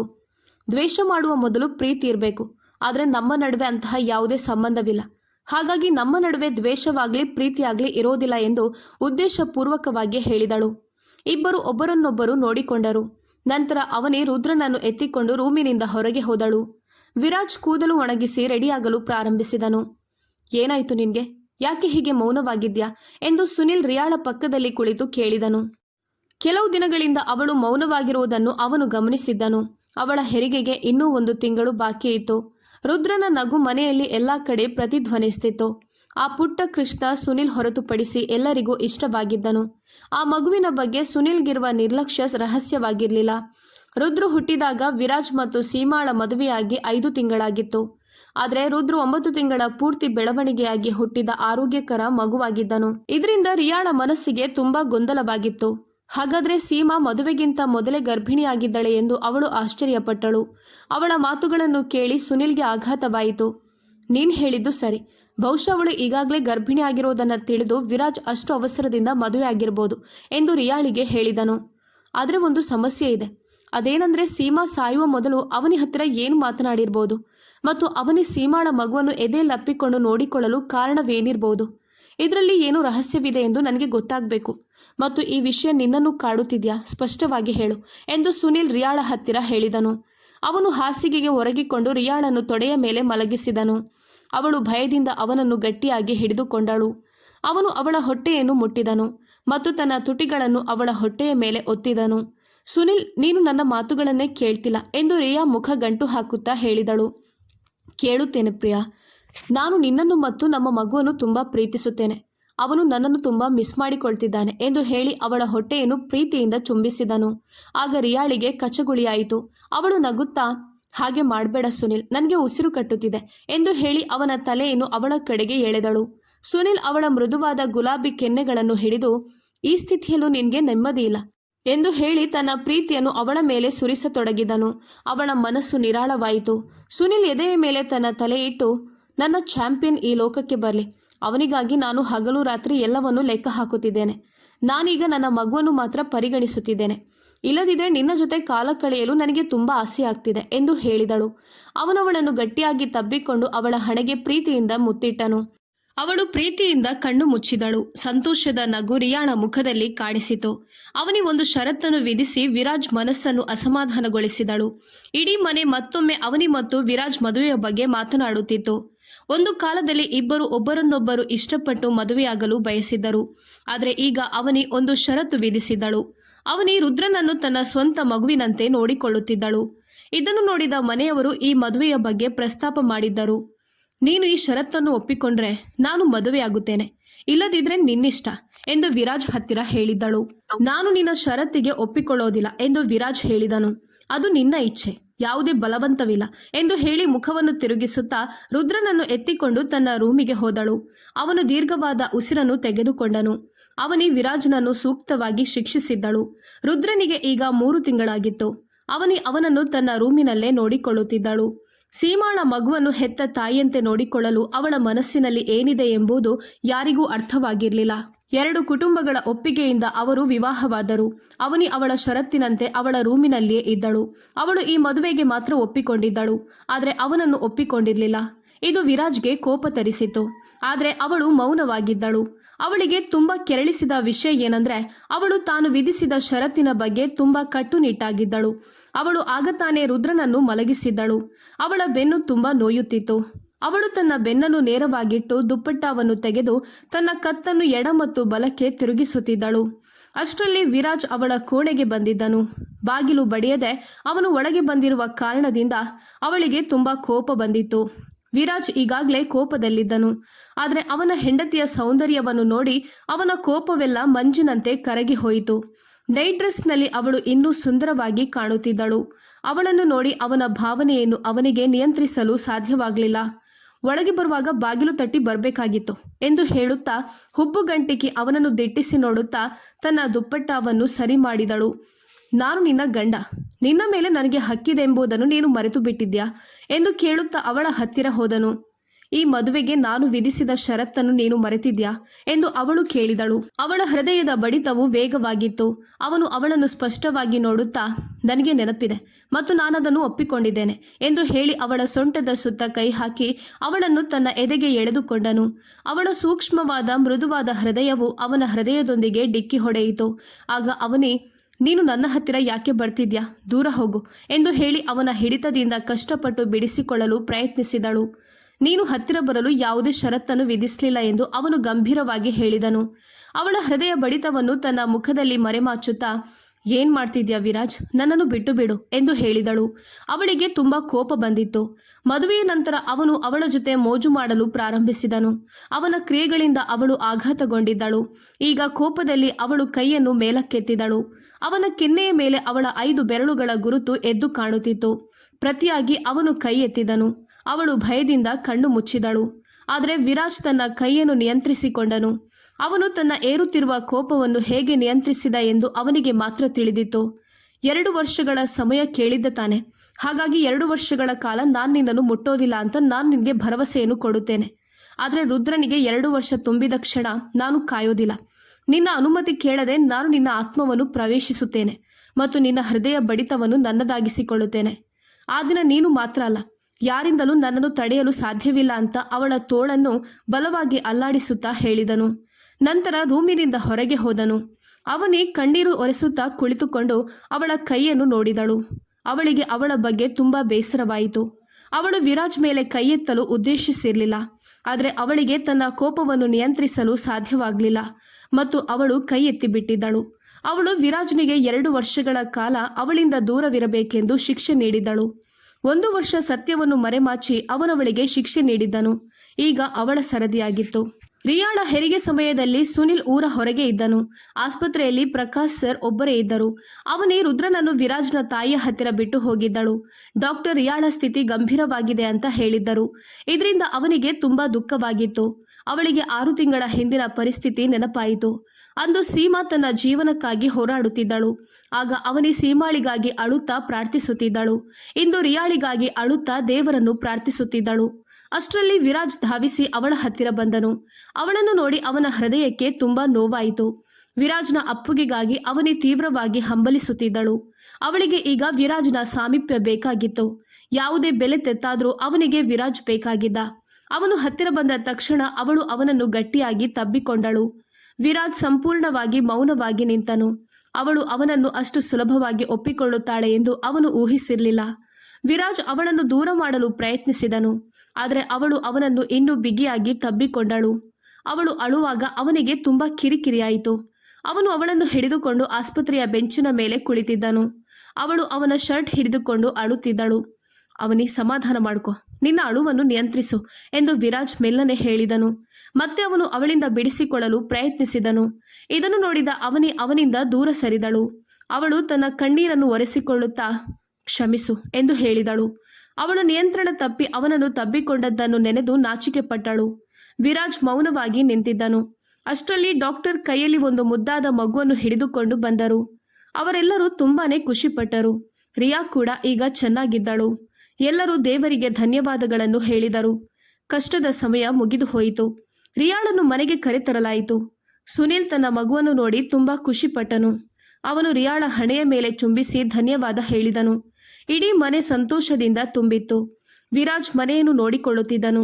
ಅವನೇ ಕೂಡ ಮನೆಯನ್ನು ತುಂಬಾ ಚೆನ್ನಾಗಿ ನಿಭಾಯಿಸುತ್ತಿದ್ದಳು. ರುದ್ರನ ನಗು ತುಂಟತನ ಮನೆಯಲ್ಲಿ ಎಲ್ಲ ತುಂಬಿತ್ತು. ರಿಯಾಳಿಗೆ ಮನೆಯಲ್ಲಿ ವಿಶೇಷ ಉಪಚಾರ ನೀಡಲಾಗುತ್ತಿತ್ತು. ಮನೆಯಲ್ಲಿ ಒಂದು ಸಣ್ಣ ಪಾರ್ಟಿ ನಡೆಯುತ್ತಿತ್ತು. ಅವನೇ ಸ್ವತಃ ತನ್ನ ಕೈಯಾರೆ ರಿಯಾಳಿಗೆ ಕೇಕ್ ಮಾಡಿದ್ದಳು. ಆ ಸಂಜೆ ಎಲ್ಲರೂ ಪಾರ್ಟಿಯನ್ನು ಆನಂದಿಸಿದರು. ವಿರಾಜ್ ಮಾತ್ರ ತಡವಾಗಿ ಬಂದಿದ್ದನು. ಆದ್ದರಿಂದ ಅವನಿಗೆ ಪಾರ್ಟಿಯಲ್ಲಿ ಭಾಗವಹಿಸಲು ಸಾಧ್ಯವಾಗಿರಲಿಲ್ಲ. ಇತ್ತೀಚಿನ ದಿನಗಳಲ್ಲಿ ಆಫೀಸ್ ಕೆಲಸ ಅವನಿಗೆ ಹೆಚ್ಚಾಗುತ್ತಿತ್ತು. ಅವನು ಸುಸ್ತಾಗಿ ಮನೆಗೆ ಬಂದಿದ್ದನು. ಆಗಲೇ ತಡವಾಗಿತ್ತು. ಅವನು ಅಡುಗೆ ಮನೆಗೆ ಬಂದು ತಿನ್ನಲು ಫ್ರಿಡ್ಜ್ ತೆರೆದು ನೋಡುತ್ತಿದ್ದಾಗ ಅವನೇ ಮಾಡಿದ ಕೇಕ್ ಕಾಣಿಸಿತು. ಅವನ ಹೆಂಡತಿ ಮಾಡಿರುವ ಕೇಕನ್ನು ಸವಿಯುವ ಆಕಾಂಕ್ಷೆ ಅವನ ಮನಸ್ಸಿಗೆ ಬಂತು. ಆದರೆ ಅವನು ತನ್ನ ಮನಸ್ಸನ್ನು ತಡೆ ಹಿಡಿದು ಬೇರೊಂದು ಬಾಕ್ಸ್ ಅನ್ನು ಓಪನ್ ಮಾಡಿದನು. ಅದರಲ್ಲಿರುವ ವೆಜ್ ಬಿರಿಯಾನಿಯನ್ನು ಒಂದು ತಟ್ಟೆಗೆ ಹಾಕಿ ಬಿಸಿ ಮಾಡಲು ಮೈಕ್ರೋ ಓವೆನ್ನಲ್ಲಿ ಇಟ್ಟನು. ಅವನು ತನ್ನ ಫೋನಿನಲ್ಲಿ ಫೋಟೋ ನೋಡ್ತಿದ್ದಾಗ ಅವನ ಗಮನವು ಬೇರೆಡೆಗೆ ತಿರುಗಿತು. ಅಷ್ಟರಲ್ಲಿ ಅವನೇ ಬಂದು ಮೈಕ್ರೋ ಓವನ್ ಅನ್ನು ಆಫ್ ಮಾಡಿದಳು. ವಿರಾಜ್ ಕೂಡ ತನ್ನ ಮೊಬೈಲ್ನಲ್ಲಿ ಬ್ಯುಸಿ ಆಗಿದ್ದನು. ಅವನು ತಟ್ಟೆಗೆ ಬಿರಿಯಾನಿಯನ್ನು ಹಾಕಿ ತಿನ್ನಲು ಪ್ರಾರಂಭಿಸಿದಾಗ ತಿರುಗಿ ನೋಡಿದನು. ಆಗ ಅಲ್ಲಿ ಅವನೇ ನಿಂತಿದ್ದಳು. ಅವನು ಅವಳನ್ನು ಸಂಪೂರ್ಣವಾಗಿ ನಿರ್ಲಕ್ಷಿಸಿ ಊಟ ಮಾಡುತ್ತಿದ್ದನು. ಇದ್ದಕ್ಕಿದ್ದಂತೆ ಅವನಿಗೆ ಫೋನ್ ಕರೆ ಬಂದಿತ್ತು. ಅವನೇ ಒಂದು ಗ್ಲಾಸ್ ನೀರು ತೆಗೆದುಕೊಂಡು ಬಂದು ಅವನ ಹತ್ತಿರ ಟೇಬಲ್ ಮೇಲೆ ಇಟ್ಟಳು. ಆಗ ಅವನು ಒಬ್ಬ ಹುಡುಗಿಯೊಂದಿಗೆ ಮಾತನಾಡೋದು ಅವಳಿಗೆ ಕೇಳಿಸಿತು. ನಾನು ಫೈಲ್ಗಳನ್ನು ಪರಿಶೀಲಿಸಿದ್ದೇನೆ, ನೀವು ದಯವಿಟ್ಟು ಮ್ಯಾನೇಜರ್ಗೆ ಫಾರ್ವರ್ಡ್ ಮಾಡಿ ಎಂದು ಫೋನಿನಲ್ಲಿ ಹೇಳುತ್ತಿದ್ದನು. ಅವನು ಹುಡುಗಿಯೊಂದಿಗೆ ಮಾತನಾಡುವುದನ್ನು ನೋಡಿ ಅವಳಿಗೆ ಸಹಿಸಲಾಗಲಿಲ್ಲ. ಆದರೆ ಅವಳು ಅದನ್ನು ತೋರಿಸಿಕೊಳ್ಳಲಿಲ್ಲ. ನೀರು ಕುಡಿದು ಫೋನಿನಲ್ಲಿ ಮಾತನಾಡುತ್ತಾ ಅವನು ಎದ್ದು ಹೋದನು. ಅವನು 2-3 ಚಮಚದಷ್ಟು ಮಾತ್ರ ಊಟ ಮಾಡಿದ್ದನು. ಇದನ್ನು ನೋಡಿದ ಅವನೇ, ವಿರಾಜ್, ನೀನು ಸರಿಯಾಗಿ ಊಟ ಮಾಡಲಿಲ್ಲ ಎಂದು ಮಧ್ಯ ಪ್ರವೇಶಿಸಿ ಹೇಳಿದಳು. ಅವಳು ಚಹಾ ಮಾಡುತ್ತಿದ್ದಳು. ಇಲ್ಲ, ನನಗೆ ಹಸಿವಿಲ್ಲ ಎಂದು ಗಂಭೀರವಾಗಿ ಹೇಳಿ ಅವನು ಅಲ್ಲಿಂದ ಹೋದನು. ವಿರಾಜ್ ಮತ್ತೆ ಫೋನಿನಲ್ಲಿ ಮಾತನಾಡುವಾಗ ಅವಳು ಪ್ರಶ್ನಾರ್ಥಕವಾಗಿ ಅವನನ್ನು ನೋಡಿದಳು. ನಿನ್ಗೆ ನನ್ನ ಮೇಲೆ ಕೋಪ ಇದೆಯಾ ಎಂದು ಮೃದುವಾಗಿ ಕೇಳಿದಳು. ಇಲ್ಲ ಎಂದು ಅವನು ಒಂದೇ ಪದದಲ್ಲಿ ಉತ್ತರಿಸಿದ. ನಿನ್ನ ವರ್ತನೆಯಿಂದ ನಿನಗೆ ನನ್ನ ಮೇಲೆ ಕೋಪ ಇದೆ ಅಂತ ನನಗೆ ತಿಳಿಯುತ್ತಿದೆ ಎಂದು ಅವಳು ಹೇಳಿದಳು. ನೀನ್ ಯಾಕೆ ಸರಿಯಾಗಿ ನನ್ನ ಜೊತೆ ಮಾತನಾಡ್ತಿಲ್ಲ ಎಂದು ಹಣೆ ಸುಕ್ಕು ಗಟ್ಟಿಸಿಕೊಂಡು ಅವಳು ಕೇಳಿದಳು.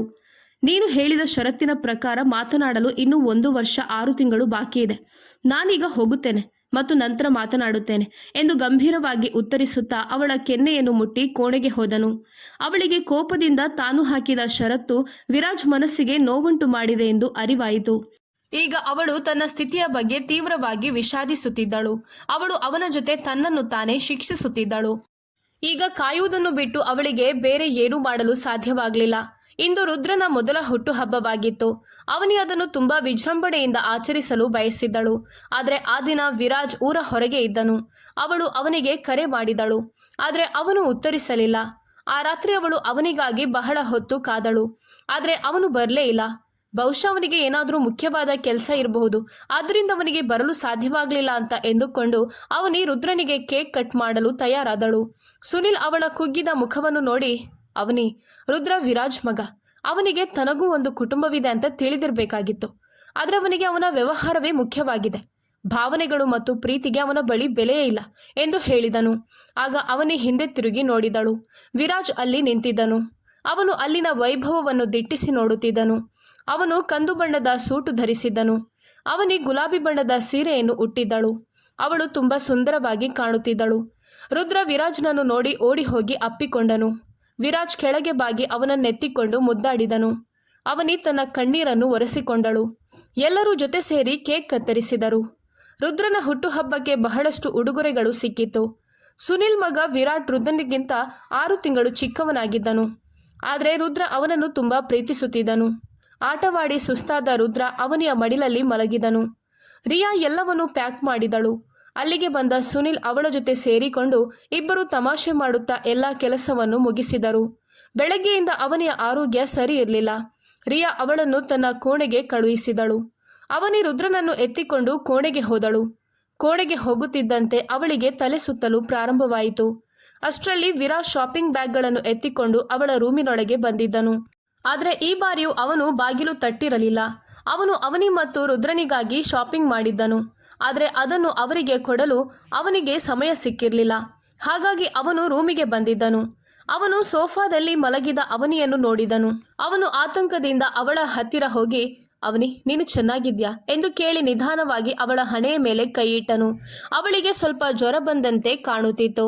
ತನ್ನ ಹತ್ತಿರದಲ್ಲಿರುವ ವಿರಾಜ್ನನ್ನು ನೋಡಿ ಅವಳು ತುಂಬಾ ಕಷ್ಟಪಟ್ಟು ಕಣ್ಣು ತೆರೆದು ಮಾತನಾಡಲು ಪ್ರಯತ್ನಿಸಿದಳು. ಎದ್ದೇಳ್ಬೇಡ, ಮಲಗಿ ವಿಶ್ರಾಂತಿ ತಗೋ ಎಂದು ಹೇಳಿ ಅವಳಿಗೆ ಮಾತ್ರೆಯನ್ನು ಕೊಟ್ಟು ಮಲಗಲು ಸಹಾಯ ಮಾಡಿದನು. ಸ್ವಲ್ಪ ಸಮಯದ ನಂತರ ನೀನು ಸರಿ ಹೋಗುತ್ತೀಯಾ ಎಂದು ಹೇಳಿ ಅವಳ ಹಣೆಯ ಮೇಲೆ ಕೈಯಿಟ್ಟನು. ಅವನ ಕೈಯ ಸ್ಪರ್ಶದಿಂದ ಅವನಿಗೆ ಒಂದು ರೀತಿಯ ನೆಮ್ಮದಿಯ ಭಾವನೆ ಮೂಡಿತು. ಅವನು ಎದ್ದು ಹೊರಡುವಾಗ ಅವಳು ಅವನ ಕೈಯನ್ನು ಹಿಡಿದಳು. ದಯವಿಟ್ಟು ಹೋಗಬೇಡ ಎಂದು ಅವಳು ನಿದ್ದೆಯಲ್ಲಿ ಗೊಣಗುತ್ತಿದ್ದಳು. ಸರಿ, ನಾನು ಇಲ್ಲೇ ಇರುತ್ತೇನೆ ಎಂದು ಹೇಳಿ ಅವನು ಅವಳ ತಲೆಯನ್ನು ಮಸಾಜ್ ಮಾಡಲು ಪ್ರಾರಂಭಿಸಿದನು. ಅವನು ತುಂಬಾ ದಣಿದಿದ್ದನು. ಆದರೆ ಅವನ ಮನಸ್ಸಿನಲ್ಲಿ ಅವಳ ಬಗ್ಗೆ ತುಂಬಾ ಕರುಣೆ ಮೂಡಿತು. ಆ ಪುಟ್ಟ ಹುಡುಗಿ ಎಂದಿಗೂ ರುದ್ರನನ್ನು ಬಿಟ್ಟುಕೊಡ್ಲಿಲ್ಲ. ಆದರೆ ಇಂದು ಅವಳು ಕುಗ್ಗಿ ಹೋಗಿದ್ದಳು. ಇದನ್ನು ಅವನಿಗೆ ಸಹಿಸಲಾಗಲಿಲ್ಲ.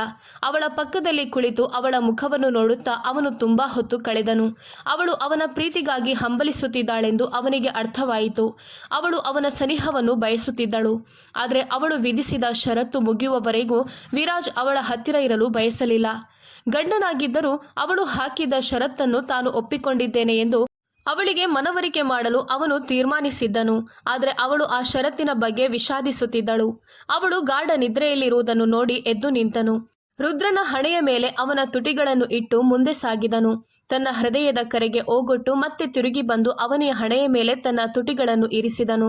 ತನ್ನ ಕೋಣೆಯ ಕಡೆಗೆ ಹೊರಡುವಾಗ ಇಬ್ಬರ ಮೇಲೂ ತನ್ನ ಪ್ರೀತಿಯನ್ನು ಸುರಿಸಿದನು. ಸಮಯ ವೇಗವಾಗಿ ಕಳೆಯುತ್ತಿತ್ತು ಮತ್ತು ಅವನಿಯ ಷರತ್ತು ಮುಗಿಯುವ ದಿನ ಬಂತು. ಅವನಿ ಮನಸ್ಸಿನಲ್ಲಿಯೇ ವಿರಾಜ್ಗಾಗಿ ಹಂಬಲಿಸುತ್ತಿದ್ದಳು. ರುದ್ರನಿಗೆ 2 ವರ್ಷ ತುಂಬಿತ್ತು. ಆದರೆ ಅವನು ಅವನಿಯನ್ನು ಬಿಟ್ಟು ಇರುತ್ತಿರಲಿಲ್ಲ. ಹಾಗಾಗಿ ವಿರಾಜ್ ಮೌನವಾಗಿದ್ದನು. ಅವನಿ ಷರತ್ತನ್ನು ಪೂರೈಸಿದ್ದಕ್ಕಾಗಿ ಅವಳ ಮೇಲೆ ಕೋಪಗೊಂಡಿದ್ದನು. ಅವನು ನಿರ್ಧರಿಸಿದರೆ ಅವನಿಗೆ ಅದನ್ನು ತಡೆಯಬಹುದಾಗಿತ್ತು ಅಥವಾ ಅವಳನ್ನು ನಿರಾಕರಿಸಬಹುದಾಗಿತ್ತು. ಅವಳ ಹತ್ತಿರ ಕಾರಣ ಕೇಳಬಹುದಾಗಿತ್ತು. ಆದರೆ ವಿರಾಜ್ ಆ ರೀತಿ ಮಾಡಲಿಲ್ಲ. ಬದಲಾಗಿ ಅವಳು ಹೇಳಿದ ತಕ್ಷಣ ಒಪ್ಪಿಕೊಂಡನು. ಅವನು ಅವಳ ಮನವೊಲಿಸಲು ಪ್ರಯತ್ನಿಸಲಿಲ್ಲ.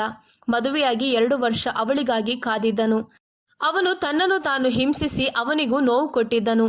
ಮಗಳೇ, ದೇವರ ದಯೆಯಿಂದ ರುದ್ರನಿಗೆ 2 ವರ್ಷ ತುಂಬಿದೆ. ಅವನಿಗೆ 2 ವರ್ಷ ತುಂಬಿದಾಗ ನೀನು ನಿನ್ನ ಮದುವೆಯನ್ನು ಒಪ್ಪಿಕೊಳ್ಳುತ್ತೇನೆ ಅಂತ ಹೇಳಿದ್ದಲ್ವಾ? ಇನ್ನು ನೀನು ವಿಳಂಬ ಮಾಡಬಾರ್ದು ಎಂದು ರವೀಶ್ ಅವರು ಪ್ರೀತಿಯ ಸೊಸೆಯ ತಲೆಯ ಮೇಲೆ ಕೈ ಇಟ್ಟು ಹೇಳಿದರು. ಪ್ರಕಾಶ್ ರವರು ತನ್ನ ಮಗಳು ಅವನಿಯೊಂದಿಗೆ ಈ ವಿಷಯವಾಗಿ ಮಾತನಾಡಿದರು. ಅಪ್ಪ, ನನಗೆ ಸ್ವಲ್ಪ ಸಮಯ ಬೇಕು ಅಂತ ಹೇಳಿದಳು. ಯಾಕಂದರೆ ಅವಳಿಗೆ ಈಗ ವಿರಾಜ್ನನ್ನು ತಿರಸ್ಕರಿಸಲು ಸಾಧ್ಯವಿರಲಿಲ್ಲ. ಅವನ ಪ್ರೀತಿಗಾಗಿ ಅವಳ ಹೃದಯ ಹಂಬಲಿಸುತ್ತಿತ್ತು. ಪ್ರಕಾಶ್ ಅವರು ಅವಳಿಗೆ ಪ್ರೀತಿಯಿಂದ ವಿವರಿಸಿದರು ಮತ್ತು ಅವಳು ಅದನ್ನು ಅರ್ಥ ಮಾಡಿಕೊಂಡಳು. ಆದರೆ ವಿಚಿತ್ರ ಭಯವು ಅವಳ ಹೃದಯವನ್ನು ಆವರಿಸಿತು. ಹೀಗೆ 1 ವಾರ ಕಳೆದಿತ್ತು. ಅವಳು ಸಂಪೂರ್ಣ ಮೌನವಾಗಿದ್ದಳು. ವಿರಾಜ್ನ ತಾಳ್ಮೆ ಮುಗಿದಿತ್ತು. ರುದ್ರನಿಗೆ ಈಗ 2 ವರ್ಷ ತುಂಬಿದೆ. ಆದ್ದರಿಂದ ಇನ್ನು ಮುಂದೆ ನೀನು ನನ್ನ ರೂಮಿನಲ್ಲೇ ಮಲಗಬೇಕು ಅಂತ ವಿರಾಜ್ ಅವನಿಗೆ ಹೇಳಿದನು. ಅವಳು ಆಗ ಅಡುಗೆ ಮನೆಯಲ್ಲಿ ರುದ್ರನಿಗೆ ಹಾಲು ಕಾಯಿಸುತ್ತಿದ್ದಳು. ಇದ್ದಕ್ಕಿದ್ದಂತೆ ವಿರಾಜ್ ಮಾತು ಕೇಳಿ ಅವಳ ಹೃದಯ ಬಡಿತ ಹೆಚ್ಚಾಯಿತು. ಅವಳು ಸಮಾಧಾನ ಮಾಡಿಕೊಂಡು ಅವನ ಕಡೆ ನೋಡಿದಳು. ಅವನು ತನ್ನ ಪ್ರೀತಿಯ ಹೆಂಡತಿಗೆ, ಇನ್ನು ನಿನಗೆ ಯಾವ ರೀತಿಯ ಮಾರ್ಗ ಇದೆ? ನಾನು ನಿನ್ನನ್ನು ಭವ್ಯವಾಗಿ ನನ್ನ ಜೀವನಕ್ಕೆ ಸ್ವಾಗತಿಸುತ್ತೇನೆ ಎಂದು ಹೇಳಿ ಹೊರಟು ಹೋದನು. ಅವಳು ಗಟ್ಟಿ ಮನಸ್ಸು ಮಾಡಿ ರುದ್ರನಿಗೆ ಹಾಲು ಕುಡಿಸುತ್ತಾ ತನ್ನ ಕೋಣೆಗೆ ಹೋದಳು. ಅವಳು ಒಳಗೆ ಹೋದಾಗ ವಿರಾಜ್ ಬಾಗಿಲು ತಳ್ಳಿ ಒಳಗೆ ಬಂದನು. ಅವನ ಹೃದಯವು ಹಾತೊರೆಯುತ್ತಿತ್ತು. ನೀನೇ ಬರ್ತೀಯಾ ಅಥವಾ ನಾನು ನಿನ್ನನ್ನು ಹೊತ್ತುಕೊಂಡು ಹೋಗ್ಬೇಕಾ ಎಂದು ಕೇಳಿದನು. ವಿರಾಜ್ನ ಮುಖಭಾವವು ಬದಲಾಗಿತ್ತು. ಅವನ ಕಣ್ಣುಗಳಲ್ಲಿ ಪ್ರೀತಿಯ ಸಾಗರ ಎಷ್ಟು ತೀವ್ರವಾಗಿತ್ತೆಂದರೆ ಆ ಅಲೆಗಳಲ್ಲಿ ಅವಳು ತನ್ನನ್ನು ಎಂದಿಗೂ ಕಾಪಾಡಲು ಸಾಧ್ಯವಿರಲಿಲ್ಲ. ಅವನು ತನ್ನನ್ನು ಬಲವಂತವಾಗಿ ಅವನ ಪ್ರೀತಿಯಲ್ಲಿ ಬೀಳಿಸಬೇಕು ಅಂತ ಅವಳ ದೇಹ ಮತ್ತು ಮನಸ್ಸು ಬಯಸಿತ್ತು. ಆ ದಿನ ಬಂದೇ ಬಿಟ್ಟಿತು. ಅವಳು ತನ್ನ ನಿಯಂತ್ರಣವನ್ನು ಕಳೆದುಕೊಳ್ಳುತ್ತಿದ್ದಳು. ನೀನೇ ಹತ್ತಿರ ಬಾ ಅಂತ ಅವಳು ಹೇಳಿದಳು. ಅವಳಿಗೆ ಏನು ಹೇಳಬೇಕೆಂದು ಅರ್ಥವಾಗದೆ ತನ್ನ ಮನಸ್ಸಿಗೆ ತೋಚಿದ್ದನ್ನು ಹೇಳಿದಳು. ಅವಳು ರುದ್ರನನ್ನು ಮಲಗಿಸುತ್ತಿದ್ದಳು. ವಿರಾಜ್ ಅವಳ ಹತ್ತಿರ ಹೋಗಿ ಅವಳನ್ನು ತನ್ನ ತೋಳುಗಳಲ್ಲಿ ಬಂಧಿಸಿದನು. ಅವನು ತನ್ನ ರೂಮಿನ ಕಡೆ ಹೋಗುತ್ತಿದ್ದಾಗ ಅವಳು ಅವನ ಮುಖವನ್ನೇ ನೋಡುತ್ತಿದ್ದಳು. ವಿರಾಜ್ನ ಪ್ರೀತಿ ಅವಳ ಎದೆಯ ಒಳಗೆ ಉಕ್ಕಿ ಹರಿಯುತ್ತಿತ್ತು. ಅವನು ತನ್ನ ತೋಳುಗಳಲ್ಲಿ ಅವಳನ್ನು ಎತ್ತಿಕೊಂಡು ತನ್ನ ಕೋಣೆಗೆ ಬಂದು ಹಾಸಿಗೆಯಲ್ಲಿ ಮಲಗಿಸಿದನು. ನೀನೇನ್ ಮಾಡ್ತಿದ್ಯಾ ಎಂದು ಅವಳು ಆತಂಕದಿಂದ ಕೇಳಿದಳು. ಅವನು ಕಾಲುಗಳಲ್ಲಿ ಕೋಣೆಯ ಬಾಗಿಲನ್ನು ಮುಚ್ಚಿದನು. ಅವನು ಹಾಸಿಗೆಯ ಹತ್ತಿರ ಬಂದನು. ಅವನು ಅವಳು ಹಾಕಿದ್ದ ಷರತ್ತನ್ನು ಪೂರೈಸಿದ್ದನು. ಇನ್ನು ಅವನನ್ನು ತಡೆಯಲು ಯಾರೂ ಇರಲಿಲ್ಲ. 2 ವರ್ಷದ ಹಸಿವು ಅವನಿಂದ ನಿಯಂತ್ರಿಸಿಕೊಳ್ಳಲು ಸಾಧ್ಯವಾಗಲಿಲ್ಲ. ಅವನು ಅವಳನ್ನು ತನ್ನ ತೋಳುಗಳಲ್ಲಿ ಎತ್ತಿಕೊಂಡು, ಅವನಿ, ನಾನು ನಿನಗಾಗಿ ತುಂಬಾ ವರ್ಷಗಳಿಂದ ಹಂಬಲಿಸುತ್ತಿದ್ದೇನೆ. ಇವತ್ತು ನನ್ನನ್ನು ತಡಿಬೇಡ. ಇವತ್ತು ನಮ್ಮ ದೇಹ ಮತ್ತು ಮನಸ್ಸುಗಳು ಒಂದಾಗ್ಲಿ ಎಂದು ಹೇಳಿದನು. ಅವನು ಅವಳನ್ನು ಉತ್ಸಾಹದಿಂದ ಚುಂಬಿಸಿದನು. ಅವಳನ್ನು ಸಂತೋಷಪಡಿಸಿದನು. ಅವನೇ 2 ವರ್ಷಗಳಿಂದ ಅವನ ಪ್ರೀತಿ ಸಿಗದೆ ಬಳಲುತ್ತಿದ್ದಳು. ಅವನನ್ನು ಪಡೆದ ನಂತರ ಅವಳು ತನ್ನ ನಿಯಂತ್ರಣವನ್ನು ಕಳೆದುಕೊಂಡಿದ್ದಳು. ತನ್ನ ದೇಹವನ್ನು ಸಡಿಲಗೊಳಿಸುತ್ತಾ ಅವಳು ವಿರಾಜ್ ಜೊತೆ ಬೆರೆತು ಹೋದಳು. ಅವರ ನಡುವೆ ಹಾದು ಹೋಗಲು ತಂಗಾಳಿಗೂ ಸಹ ಸಾಧ್ಯವಿರಲಿಲ್ಲ. ಚಳಿಗಾಲದಲ್ಲಿಯೂ ಅವರಿಬ್ಬರು ಬೆವರುತ್ತಿದ್ದರು. ಅವಳ ದೇಹದ ಪರಿಮಳ ಅವನನ್ನು ಆಕರ್ಷಿಸಿತು. ಅವನು ಇಡೀ ರಾತ್ರಿ ಅವಳ ಪ್ರೀತಿಯಲ್ಲಿ ಮುಳುಗಿ ಪ್ರೀತಿಯ ಸಾಗರಕ್ಕೆ ಧುಮುಕಿದ್ದನು. ರಾತ್ರಿ ಕಳೆದು ಮರುದಿನವಾಯಿತು. ಆದರೆ ಅವನಿಯ ಮನಸ್ಸಿನಲ್ಲಿ ಒಂದು ಪ್ರಶ್ನೆ ತೀವ್ರವಾಗಿ ಕಾಡುತ್ತಿತ್ತು. ಅವಳಿಗೆ ತನ್ನನ್ನು ನಿಯಂತ್ರಿಸಿಕೊಳ್ಳಲಾಗಲಿಲ್ಲ. ಕೊನೆಗೆ ಅವಳು ವಿರಾಜ್ನನ್ನು ಕೇಳಿಬಿಟ್ಟಳು. ಸೀಮಾ ನಿನ್ನ ಹೆಂಡತಿಯಲ್ಲದಿದ್ರೆ ನೀನು ಮನೆಯವರಿಗೆ ಯಾಕೆ ಸುಳ್ಳು ಹೇಳಿದೆ ಎಂದು ಕೇಳಿದಳು. ಇದನ್ನು ಕೇಳಿ ವಿರಾಜ್ನಿಗೆ ಬಾಂಬ್ ಸ್ಫೋಟವಾದಂತಾಯಿತು. ಸೀಮಾ ನನ್ನ ಹೆಂಡತಿಯಲ್ಲ ಅಂತ ನೀನು ಹೇಗೆ ಹೇಳುತ್ತೀಯಾ ಎಂದು ಕೇಳಿದನು. ಸೀಮಾ ಸಾಯುವ ಮೊದಲು ನನಗೆ ಅವಳ ನಿಜವಾದ ಪರಿಚಯವನ್ನು ಮಾಡಿಸಿದ್ದಾಳೆ. ಆದರೆ ನೀನು ಮನೆಯವರಿಂದ ಈ ವಿಷಯವನ್ನು ಮುಚ್ಚಿಟ್ಟು ನನಗೆ ಯಾಕೆ ಇಷ್ಟು ನೋವು ಕೊಟ್ಟೆ? ಆ 6 ತಿಂಗಳು ನಾನು ಹೇಗೆ ಸಹಿಸಿದೆ ಅಂತ ನನಗೆ ಮಾತ್ರ ಗೊತ್ತು ಎಂದು ಉತ್ತರಿಸಿದಳು. ನಂತರ ವಿರಾಜ್ ಅವಳಿಗೆ ಎಲ್ಲಾ ವಿಷಯವನ್ನು ವಿವರಿಸಿದನು. ಸೀಮಾ ವಿರಾಜ್ ಸ್ನೇಹಿತನ ಹೆಂಡತಿ. ಅವರಿಬ್ಬರು ಲವ್ ಮ್ಯಾರೇಜ್ ಆಗಿದ್ದರು. ಇದರಿಂದಾಗಿ ಸೀಮಾ ತನ್ನ ಕುಟುಂಬದಿಂದ ದೂರವಾಗಿದ್ದಳು. ಆದರೆ ಅವಳ ಗಂಡ ವಿನಯ್ನ ಕುಟುಂಬ ಕೂಡ ಅವಳನ್ನು ಸ್ವೀಕರಿಸಲಿಲ್ಲ. ಹಾಗಾಗಿ ಅವರಿಬ್ಬರು 6 ವರ್ಷಗಳಿಂದ ಪ್ರತ್ಯೇಕವಾಗಿ ವಾಸಿಸುತ್ತಿದ್ದರು. ವಿನಯ್ ಒಬ್ಬನೇ ಮಗ. ಹಾಗಾಗಿ ಅವನ ತಂದೆ ಅವರ ಆಸ್ತಿಯನ್ನು ಎಲ್ಲ ಅವನ ಹೆಸರಿಗೆ ಬರೆದಿದ್ದರು. ಒಂದು ದಿನ ಅವನ ತಂದೆಗೆ ಇದ್ದಕ್ಕಿದ್ದಂತೆ ಹೃದಯಾಘಾತವಾಯಿತು. ಅವರು ವಿನಯ್ಗೆ ವಿಷಯ ತಿಳಿಸಿ ಆಸ್ತಿಯನ್ನು ಅವನ ಹುಟ್ಟಲಿರುವ ಮಗುವಿನ ಹೆಸರಿಗೆ ಮಾಡಿದರು. ಈ ವಿಷಯ ವಿನಯ್ ಮತ್ತು ಸೀಮಾಳಿಗೆ ಮಾತ್ರ ತಿಳಿದಿತ್ತು. ಅವರ ಕುಟುಂಬದಲ್ಲಿ ಬೇರೆ ಯಾರಿಗೂ ತಿಳಿದಿರಲಿಲ್ಲ. 6 ತಿಂಗಳ ನಂತರ ವಿನಯ್ ಕೂಡ ಕಾರ್ ಅಪಘಾತದಲ್ಲಿ ತೀವ್ರವಾಗಿ ಗಾಯಗೊಂಡನು. ಆದರೆ ಅವನು ಸಾಯುವ ಕೊನೆಗಳಿಗೆಯಲ್ಲಿ ನನ್ನ ಹೆಂಡತಿಯನ್ನು ನನ್ನ ಕುಟುಂಬದಿಂದ ರಕ್ಷಿಸುತ್ತೇನೆ ಮತ್ತು ಅವಳ ಮಗುವಿನ ಜವಾಬ್ದಾರಿಯನ್ನು ತೆಗೆದುಕೊಳ್ಳುತ್ತೇನೆ ಹಾಗೂ ಆ ಮಗುವಿನ ಭವಿಷ್ಯವನ್ನು ಚೆನ್ನಾಗಿ ರೂಪಿಸುತ್ತೇನೆ ಎಂದು ನಾನವನಿಗೆ ಮಾತು ಕೊಡಲು ಹೇಳಿದನು. ಅವನು ನನ್ನಿಂದ ಮಾತು ತೆಗೆದುಕೊಂಡ. ನಾನದಕ್ಕೆ ಒಪ್ಪಿಕೊಂಡಿದ್ದೆ. ಆದರೆ ನಂತರ ಸೀಮಾಳನ್ನು ಎಲ್ಲಿರಿಸಬೇಕೆಂದು ನನಗೆ ಅರ್ಥ ಆಗಲಿಲ್ಲ. ಅದೂ ಅಲ್ಲದೆ ಅವಳ ಅತ್ತೆ ಮಾವ ಅವಳನ್ನು ಕೊಲ್ಲಲು ಪಣ ತೊಟ್ಟಿದ್ದರು ಮತ್ತು ಆ ಮಗುವನ್ನು ಎಂದಿಗೂ ಸ್ವೀಕರಿಸಲು ತಯಾರಿರಲಿಲ್ಲ. ವಿನಯ್ ಜೀವಂತವಿರುವಾಗಲೇ ಅವರು ಅವಳನ್ನು ಸ್ವೀಕರಿಸಿರಲಿಲ್ಲ. ಈಗ ವಿನಯ್ ಹೋದ್ಮೇಲೆ ಅವಳನ್ನು ಉಳಿಸಿಕೊಳ್ಳಲು ನಾನು ಈ ರೀತಿ ಮಾಡಬೇಕಾಯಿತು. ಸೀಮಾಳಿಗೆ ಈಗಾಗಲೇ ಹೃದಯ ರೋಗವಿತ್ತು. ಅದರಿಂದಾಗಿ ಮಗುವಿಗೆ ಜನ್ಮ ನೀಡಿ ಅವಳು ತೀರಿ ಹೋದ್ಲು. ಇದೆಲ್ಲ ಕಾರಣದಿಂದಾಗಿ ಸೀಮಾಳನ್ನು ನನ್ನ ಹೆಂಡತಿ ಅಂತ ಸುಳ್ಳು ಹೇಳಿ ಈ ಮನೆಗೆ ಕರೆದುಕೊಂಡು ಬಂದೆ. ಇದರಿಂದ ಎಲ್ಲರೂ ಅವಳನ್ನು ಗೌರವದಿಂದ ನೋಡುತ್ತಾರೆ ಅಂತ ಅವನು ಹೇಳಿದನು. ವಿರಾಜ್ನ ಮಾತು ಕೇಳಿ ಅವನಿಗೆ ಹುಚ್ಚು ಹಿಡಿದಂತಾಯಿತು. ಅವಳಿಗೆ ಅವಳ ಮೇಲೆ ತುಂಬ ಕೋಪ ಬಂದಿತ್ತು. ಕೆಲವೊಮ್ಮೆ ಕಣ್ಣಿಗೆ ಕಾಣುವ ವಿಚಾರಗಳು ಸತ್ಯವಾಗಿರೋದಿಲ್ಲ. ಅದರ ಹಿಂದೆ ಎಷ್ಟೋ ವಿಷಯಗಳು ರಹಸ್ಯವಾಗಿರುತ್ತದೆ. ಈ ವಿಷಯವು ಇಂದು ಅವನಿಯನ್ನು ಬೆಚ್ಚಿ ಬೀಳಿಸಿತು. ಒಂದು ದಿನದ ಹಿಂದೆ ಅವಳು ವಿರಾಜ್ ಬಗ್ಗೆ ಬೇರೆ ರೀತಿಯಲ್ಲಿ ಯೋಚಿಸುತ್ತಿದ್ದಳು. ಆದರೆ ಇಂದು ಸತ್ಯ ತಿಳಿದಾಗ ಅವಳು ನಡುಗಿ ಹೋದಳು. ಸೀಮಾ ಸಾಯುವ ಮೊದಲು ವಿರಾಜ್ ನನ್ನ ಗಂಡ ಅಲ್ಲ ಮತ್ತು ಈ ಮಗು ವಿರಾಜ್ಗೆ ಹುಟ್ಟಿದ್ದಲ್ಲ ಅಂತ ಮಾತ್ರ ಹೇಳಿದಳು. ಇದು ಅವನಿಯ ಮನಸ್ಸಿನಲ್ಲಿ ನೆಮ್ಮದಿ ಮೂಡಿಸಿತು. ಆ ಕ್ಷಣದಲ್ಲಿ ಅವನಿ ಮೂಕಳಾಗಿದ್ದಳು. ಅವಳು ರುದ್ರನನ್ನು ಎತ್ತಿಕೊಂಡಳು. ವಿರಾಜ್ನನ್ನು ಡಾಕ್ಟರ್ ಪರೀಕ್ಷಿಸಿದರು. ಮಗು ವಿರಾಜ್ನದ್ದು ಅಲ್ಲ ಎಂದು ಸಾಬೀತಾಯಿತು. ಆದರೆ ಈ ವಿಷಯ ಅವನಿಗೆ ಮಾತ್ರ ತಿಳಿದಿತ್ತು. ಮನೆಯಲ್ಲಿ ಯಾರೂ ಇದರ ಬಗ್ಗೆ ಕೇಳಿರಲಿಲ್ಲ. ಆದರೆ ಅವನಿ ವಿರಾಜ್ನಿಂದ ಎಲ್ಲ ಸತ್ಯವನ್ನು ತಿಳಿದುಕೊಂಡಳು. ಮುಂದೆ ಅವರು ರುದ್ರನೊಂದಿಗೆ ಸಂತೋಷದಿಂದ ಹೊಸ ಜೀವನವನ್ನು ಪ್ರಾರಂಭಿಸಿದಳು.